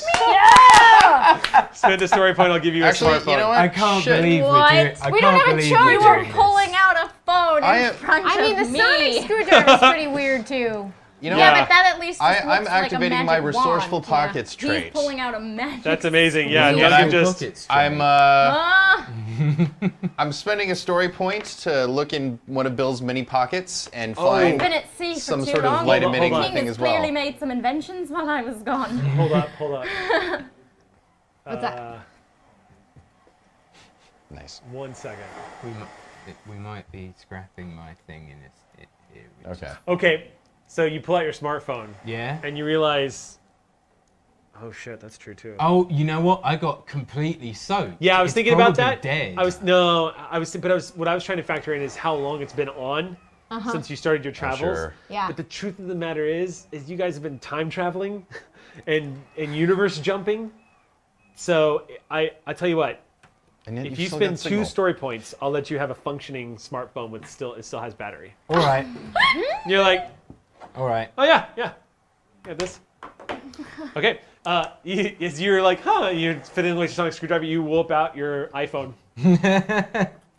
You see a Yeah. torch, but Yeah. not a torch, but a torch, but not a torch. These two are holding devices you've never even, Yeah. clearly the king is invested in science. Yeah. Which is what I just said. Right. I was at sea for too long. Yeah. Many We think- discoveries in science have been made All now. advancements. Eric, You understand about can I keeping activate my secrets. resourceful pockets trait? Yeah, that'll just give you something, won't it? Yeah, if I spend a story point, I can get what I need or roll 2 dice. So Okay. what I'm going to do, just to switch it up a little bit, is as Bill's rifling through the pockets on his coveralls, he finds a pair of goggles that function kind of like low light. Is anybody else having Jurassic Park flashbacks? Yeah, right. Are those heavy? Then they're expensive. Put it back. Yeah, exactly. And they're just like little swimming goggles, and he kind of snaps them on, and he's peering around very intently. Weird ass stuff. Yeah. Yeah, Finn, you're. I'm just not gonna ask You know what? questions anymore. I've seen things. I've seen it all. I've I've seen seen things in the now. past 24 hours. I've seen things. Yeah, you just strap it on, and at first you're just hit with this blinding wall of light because you're still outside the cave. So you just kind of like dip your head in. Are and- all of these things bright enough for me to see? Yeah. Well, except for The mine. goggles don't because- help you, Well, but except the for- goggles Goggles don't yeah. help me. Between Cillian and the doctor, yeah, you've got enough to see. Okay. Yeah. Only like a few feet ahead of us, right? Yeah, I would say 5 feet. Yeah. Yeah. All right. 5 feet ahead. I accept What that. kind of space is this? Uh, Shall we? Massive, yes. probably. So you guys gonna venture into the cave? Yeah. Yes. You guys move into this cave, and immediately the temperature drops. As soon as you step inside, as you go deeper into the cool earth. It's a wee bit chilly in here. Yeah. Right, yeah. As you guys sort of move down, there is growth in here. You see a lot of plants. No signs of animal life. The odd crab will just scurry past you from under a rock, which is a little unusual because they don't normally go this far inland. But as you guys continue moving through the cave, this is going to be an easy roll, but I just need to make sure that nobody does anything that harms themselves as they're moving through the darkness. I hope give you- someone does. I'm going to give you a +2 on the roll. Okay. So I need you guys to make a coordination athletics roll. Go ahead. Could be Bill. 7. +2, you said? A Our +2. favorite combo. Yay! 16. Okay. 11. What was it? What am I adding 15. together? Coordination and athletics. Athletics. It's just to make sure that you guys managed to make through the darkness of the cave. Okay. Don't trip over her shoes. 12. What's that? 12. Okay. As you guys are moving deeper into the cave, you're stepping over these mossy stones and moving through this cold soil. The temperature it's dropped as typical from being inside of a cave like this. But you begin to feel a temperature shift a little bit as you guys sort of start coming to what looks like a light down towards the end of this cave. Interestingly enough, this cave itself is pretty easy to get through. It looks like it's a natural occurrence for sure, but it's very convenient in that it's pretty leveled, and there are just stones cropping up all over the place. The closer you get to this light source that goes straight on through at the very end, you begin to realize it's probably an exit to the other side. You guys emerge finally after walking for about 10 minutes. As y'all emerge at the end of this cave, you're immediately hit with that blast of sea air. You smell the salt of the ocean, the wind blowing in your hair for a second as you guys emerge on the other side. And you're kind of taking a look at the survey of the island. And all 4 of you, yeah, you got to take those goggles off because it's kind of blinding. All 4 of you have the same moment of like breath catching.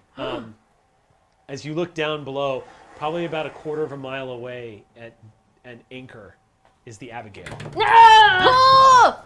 Sails have been pulled up. She's moored just about 200 yards off, and you see a crew down on the beach, Oh, shit. along with longboats and yeah. So they're setting up camp. It looks like they're setting up camp on the opposite shit. side of the island, and your sonic screwdriver is pointing in the direction of the Abigail.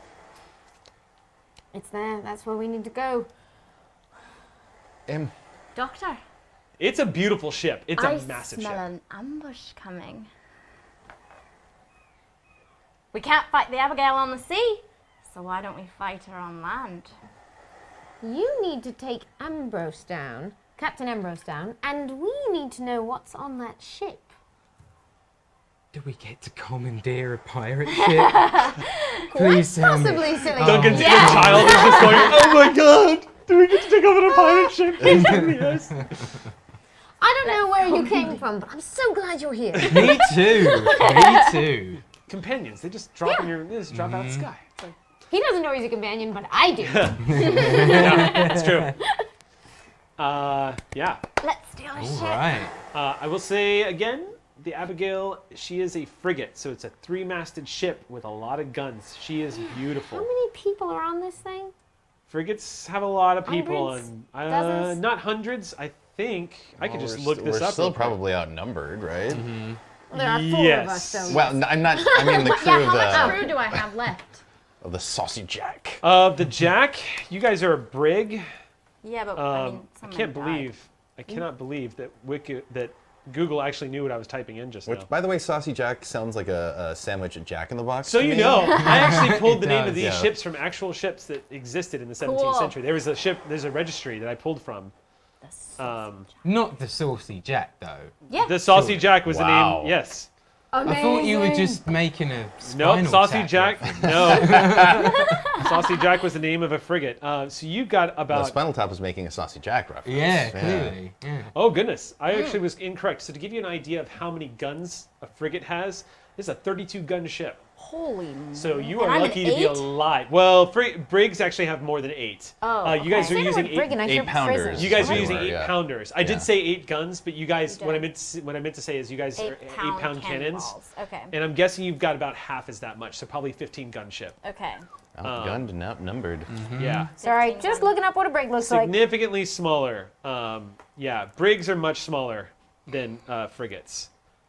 Brig is probably, oh my goodness. 32, you said? 32 guns? In 1797, these were outfitted with 42-pounder cannons. That would have obliterated you guys if you. Holy moly. A couple of direct hits, yeah. Yeah. Yeah. But anyway, How much crew are on the beach? so Yeah, wow. it's hard to say from just looking at it, but you'd probably say you're looking at about 60 crew down there. Okay. And that's probably And how the- much do I know are generally on a ship that size? On a frigate, Yeah. there's probably 80 crew member. So there's on still a like frigate. 20-ish. 80 men to on the 100, ship. yeah. At least from what you know of this ship. Probably 80 to 100 men. Now your brig, you guys probably got 50 to 60 men on your ship. That's not great. Is there any way to do not this good. without killing a lot of people? There's the doctor we know and love. I don't love. You don't like the idea of slaughtering these No. people, but Can we just sneak on it somehow? I mean, we couldn't take the crew with us, and that would It's- make it kind of impossible to you tell me. command the ship. Yeah, we're gonna have to try to sneak. Okay, Oh, God. so Well, Just wait. the I think- 4 of us. What have I done? I probably wouldn't have said it like that out loud. Let's see. You know, I don't. You've got a lovely crew, and I believe we're a bit outnumbered. So, give us a chance to see if we can figure out what's going on with the Abigail and take her down and save the lives of a whole lot of good men. I've got an idea. I don't really have an idea. But But the captain needs to get the captain of that ship, right? That's There's a their higher mission. reward. It's dead or alive. But Yeah. there is a higher reward if Ambrose is taken alive. If he's brought to justice so he can hang. So There's a big before we get Bring- on the yeah, ship, bring we him alive kinda so they can have kill to him. He's worth more get alive? Yeah, Ambrose. he's worth a lot alive. Oh. He's worth a whole lot alive because they want to make an example of him. But if you kill him at sea, just bring proof that you killed him. His ship, or His head. which in Blackbeard's case is what happened. Yeah. What was the name of the head? Englishman that took? Yes.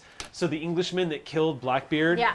decapitated him and mounted his head on the front of his ship Gross. and sailed into History. harbor. And then this English captain had Blackbeard's skull hollowed out and turned into a mug. Yep. So you tell me who was the History, more twisted. kids. Yeah, the golden age of piracy. By the way, real quick aside, I'm just going to signal boost something here real quick. There's a book called Under the Black Flag. It's the actual historical accounting of the golden age of piracy with contrasted with the fictional accounts. And it's so entertaining and inspiring and interesting to read. It's so you will discover that pirates were not fun people. But is Maggie a real historical person, or People kind of think that they were all Jack Sparrow sometime, or that they were just like, haha, Fun. outlaws. But there's a story in there about a French pirate that captured a Portuguese ship at sea. And one of the things you never do, it's a quick little history lesson, one of the things you never do when you're being chased by pirates is run. They don't like it when you run. If they have to catch you, they've got a problem with you. And this particular merchant ship decided that they could outrun this guy, and they couldn't. I don't remember the name of the pirate or the merchant, but the records in court when they were captured and they were tried for piracy and all hung, the records in court showed that the survivors stated that the captain, the pirate captain, had the merchant captain brought to the deck of the ship, where he was gutted His intestines were nailed to the deck of the ship, and his backside was spanked with a flaming 4x4, and he was forced to dance to death. Actual Holy eyewitness account. shit, man. So pirates were not actually nice people. You're nice, though. Great. But Doctor Who is nice pirates. We're not doing this. Pirates. This is a show that would be on the BBC, so we're not going to see bounty any of that. hunters. But bounty horrifying hunters. I history don't fact. But like, Feel okay, and- is Maggie a real historical person, or are we just drawing Well, on but the I mean, Maggie as a there's light? historical evidence of that, though, right? I Yes. outfitted Yeah. a pirate. This is the queen thing, though, and is so- since you have historical memory Yeah. of the Abigail and historical memory of the Saucy Jack, Yeah. you might actually remember a Captain Finn. Yeah. And I definitely also would be aware that there were real women who ran around Yes. being pirates. Yes, and Bonnie and Mary Read are real Yeah. people. Yeah, and they just are. for the record, Captain Jack, who is the captain of that vessel, Jack Rackham, he's most famous for the fact that he's got the typical pirate cross-sword skull. That's his flag that you see everywhere. But he was actually a terrible pirate. His only claim to fame was the fact that he hung out with Anne, Bonny, and Mary Read. No joke. Really? On the Saucy Jack? No, this is actual history. Like, Jack Rackham, who was an actual pirate, his only real claim to fame was the fact that he hung out with the lady pirates. had Anne, Bonny, and Mary Read on his crew. And Who Anne, Bonny, also and Mary. dressed as men. I could talk my head off about this stuff. Pirates! Anne, Bonny, Yeah. Anne, Bonny, and Mary Read met when one of them thought the other one was a boy, and she had him dragged into her cabin because she wanted to have her way with him. No joke. And that's when the other one revealed, "Oh, I'm a woman." And so she was like, "Oh, well, you're on our crew now." Did they hook up anyway? It's amazing. No, they didn't hook up, but there Does is history there record is whether they there hooked is up a anyway? historic Slash fic out there is there. a You funny know account. that. There is a historical account where one of them was sleeping with one of the members of the crew, and there was a bar fight, and it was either Anne, Bonny, or Mary Read. But there's an eyewitness account where one of them flashed her breasts. So while the guy was stunned, she pulled a gun and shot him in the head. There's an actual accounting of that I happening. have to forgive a lot of movies right now for their yeah. terrible tropes, which Yes. apparently are based on real life. Yeah, apparently. Yeah, it's true.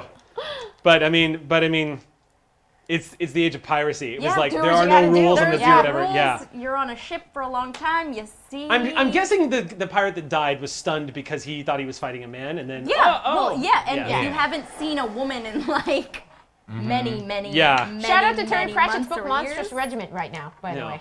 So anyway, check out Under the Black Flag. It's a great book. That just ate up like 8 minutes of We're game so- time. Sorry, Check out guys. the book Get in the Band, which is a historical reference of the punk band Black Flag. Nice. I Yeah. do actually have an idea. Okay. Okay. What's your idea? If we were to wait till nightfall, and this might be like a do I already know if I have any way to do this, but I'm guessing their crew, much like ours, might indulge in a little libation. If we needed, for instance, a whole lot of people to go to sleep, so we could take a look around. Do we have anything that would do that? Well, no, but you actually are. That's how and I'm not going back into the diatribe, but that's actually how they captured Blackbeard. His crew was drunk. Yeah. They were anchored, and his crew was drunk. So your strategy here actually might work perfectly, because the last idea, Doctor. the last time they saw your ship limping away at full speed, after getting blasted to hell, so they're probably not anticipating. Plus, also putting 2 and 2 together, it's possible that they use this island as this sort of a home base. Yeah. So probably not expecting you at all. So I would say the doctor would know that she's got advantage here, and it's totally conceivable that the grog alone might actually do the trick. Okay. But you might have to wait until nightfall. Yeah. Let's. Because they don't have any repairs to make. No. So this is let's get shit-faced and just drink and be Yep. merry kind of thing. And that island was Cabo San Lucas. Doctor. No, wait, that's not an island. I suggest we go back to our camp. And, as you say, wait for nightfall. And would you agree to have my crew at least waiting in the woods if something bad goes down, so we have some backup? Not a bad idea. Okay. But let's see if we can't prevent any of that happening, shall we? Yeah, all right. I want Ambrose alive. He's worth more. There we agree. Excellent. Huh? I can tell you guys right now, as we move forward, we're not going to be able to finish the story arc today. That's okay. We're not ending yet. We still got a few more minutes, but it's 2:44, so this is going to be a two-parter. Yeah. All right. This is going to be a two-parter. This was I kind of typed up a long one on this one, but I mean it's pirates, and I'm jealous that Ivan gets to play 7th Sea right now. So I was like, you know what?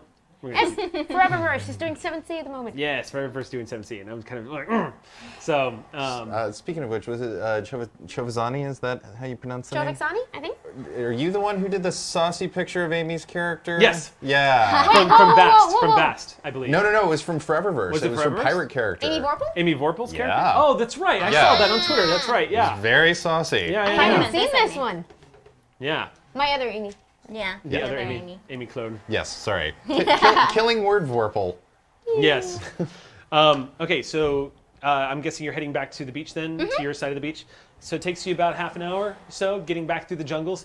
But when you get there, your men are just relaxing. It looks like they've been making a few trips back and forth to the boat.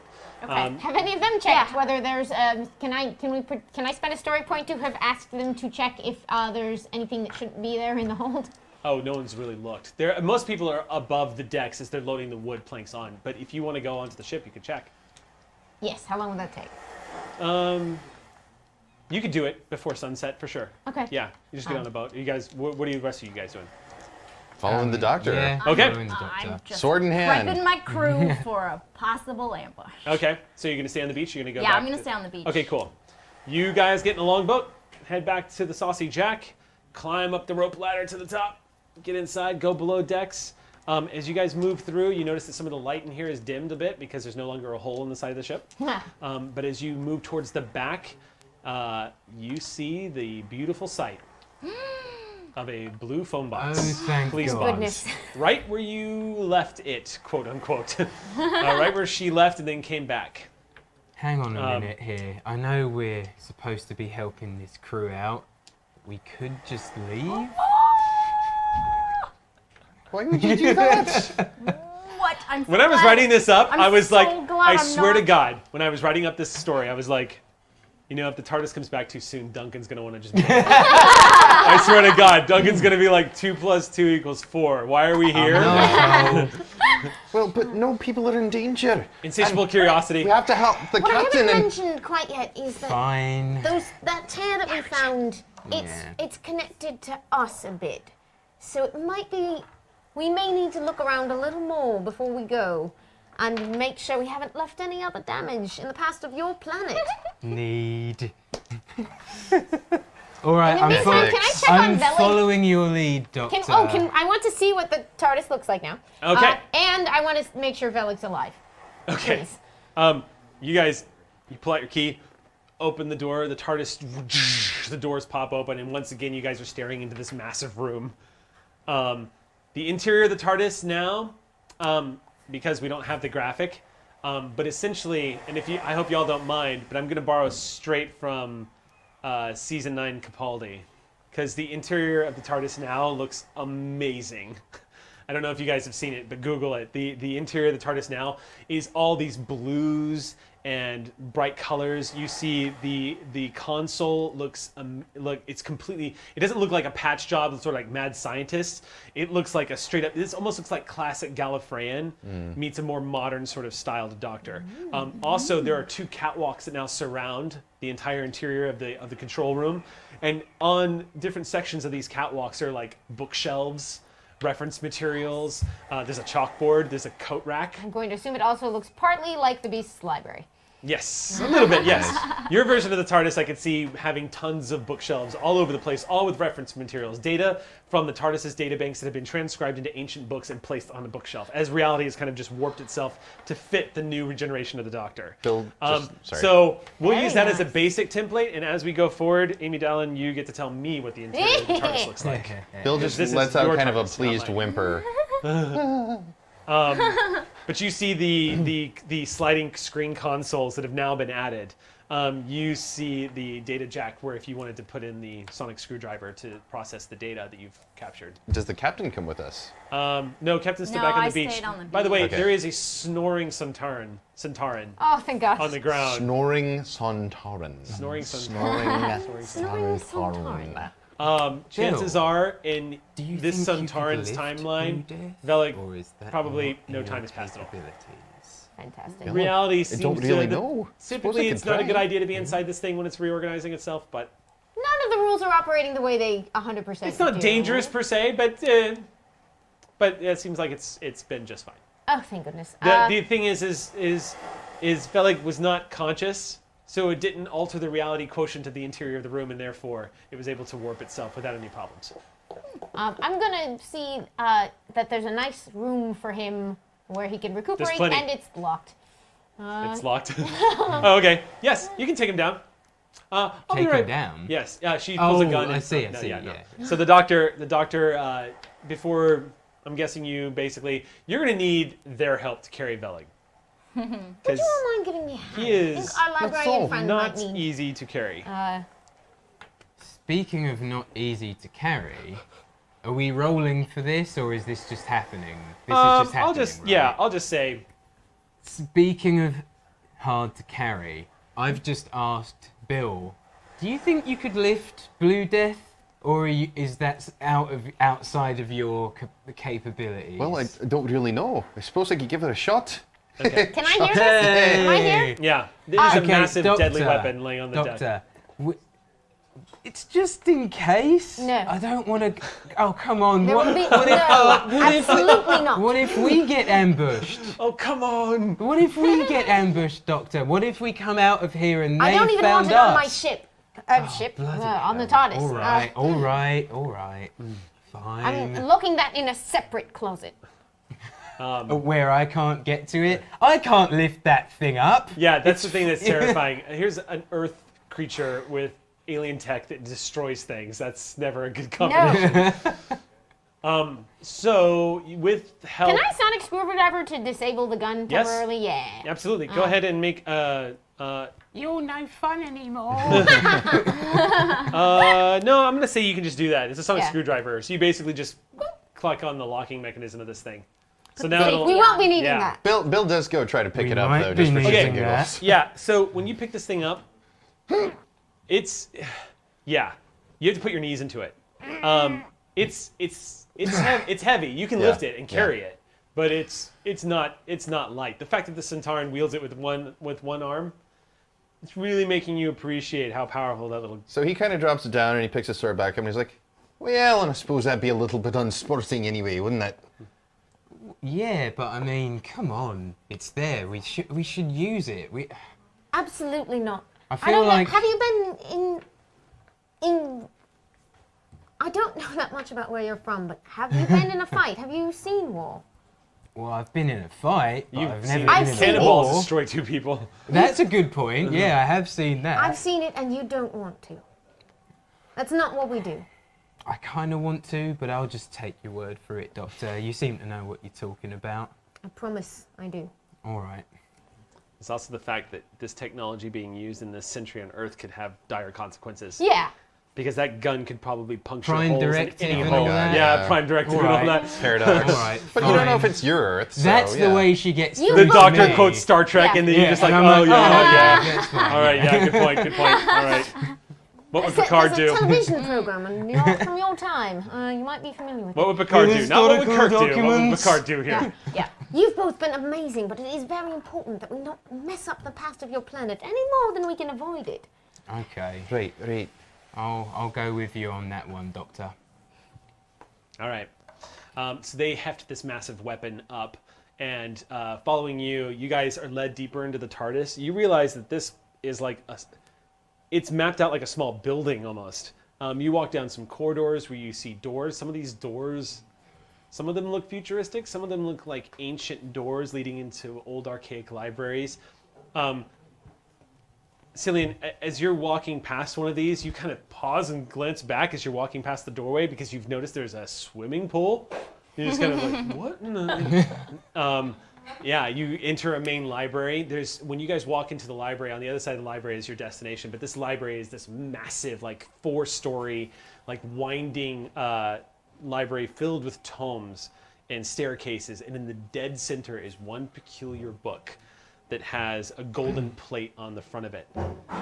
And all of these circular writings, it does have writing in your language, though, as you approach it. As you guys kind of glance down on it, it says The History of the Time War as you're walking past it. It's rather large. Check that out. No, you're just kind of looking at it. Too bad they didn't. You come to basically the equivalent of sleeping quarters. There's nothing to indicate that you're inside of a police box right now. You come to sleeping quarters. There's a very nice bed waiting inside. It looks like sort of a ship's sleeping quarters. So it's got all the stuff that Velig would need. Yep. And By the way, Doctor, the way police box is translating to me right now doesn't quite add up with what I'm seeing here. That's a very good point, actually. See, she used to be able to make all kinds of different shapes, but she got a bit stuck once visiting his planet. And now she's a blue box. all those years ago. All right, It's a then. long time ago. So it could be anything at one time. Yeah, it's. There were many of them where I came from. I see.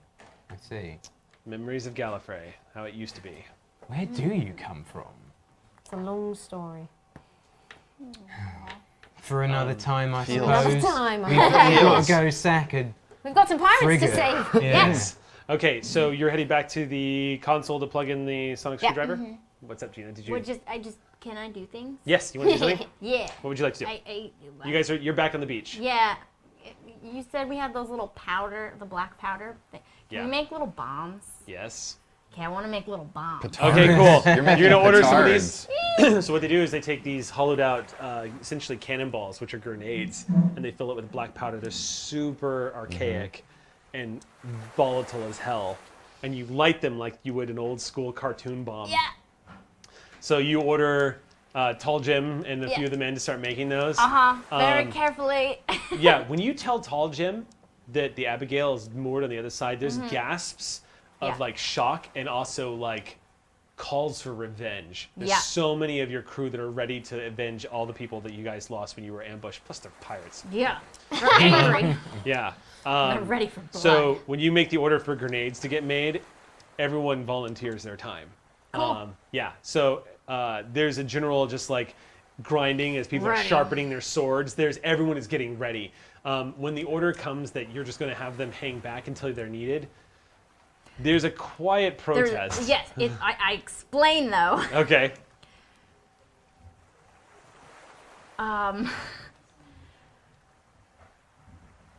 The least, the more quiet we are, men, the more likely chance that we'll get Ambrose alive. And possibly his ship. There's some. So we have to be quite quiet. Let's have you make a presence. Okay. We're going to have you make a presence plus convince roll. And I'm going to have the crew roll. Okay. Crew is really bloodthirsty. Oh What'd you get? no. 9. What did you say? It's presence Presents. plus convince. 9, 10, 12. Just 12. I don't have any convince.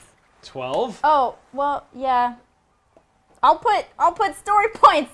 I inspire the shit out of them. Okay, so okay, And that's what story points are for, Yeah. inspiring the So- shit out of people.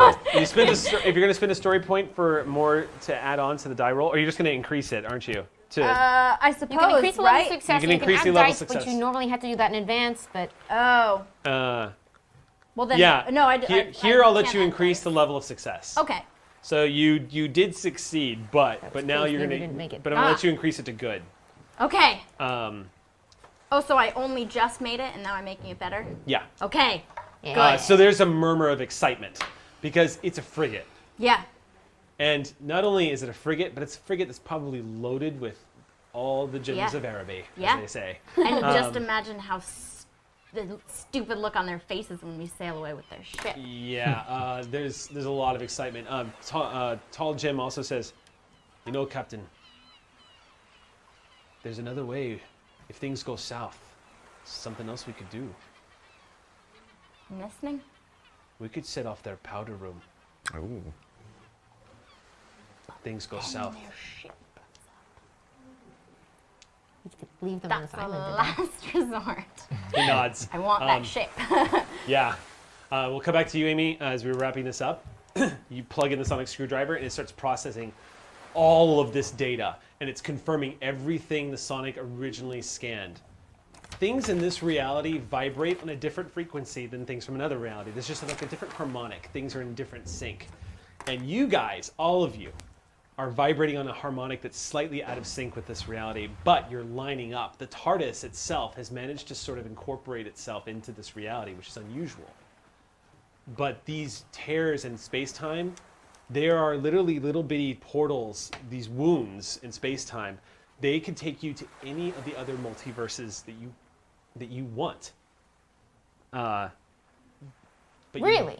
Yes. Like each one a different one, or anyone from them, or can you pilot that? Or You don't know, but it should be completely possible for you to get back home if you wanted to do it. It seems conceivable. You need more data because you don't know what the effects would be. Yeah. And you also don't know what's waiting for you back in the other reality. Because if you reappear in your old reality and everything reasserts itself, who knows what happens to you and the rest of them. Because at this point, you guys have created your own timeline in an alternate reality. And it's possible that if you return, none of this ever happened. And maybe none of you exist in your current. It's hard to say. Because now you're dealing with theories that exist outside of what even the Time Lords are familiar with. Wow. And I know how much damage we did getting here. Yeah. Yep.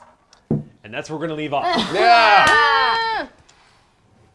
for this episode of Doctor Who on Eric's TBD RPG. Thank you so much, Gina, for playing with us.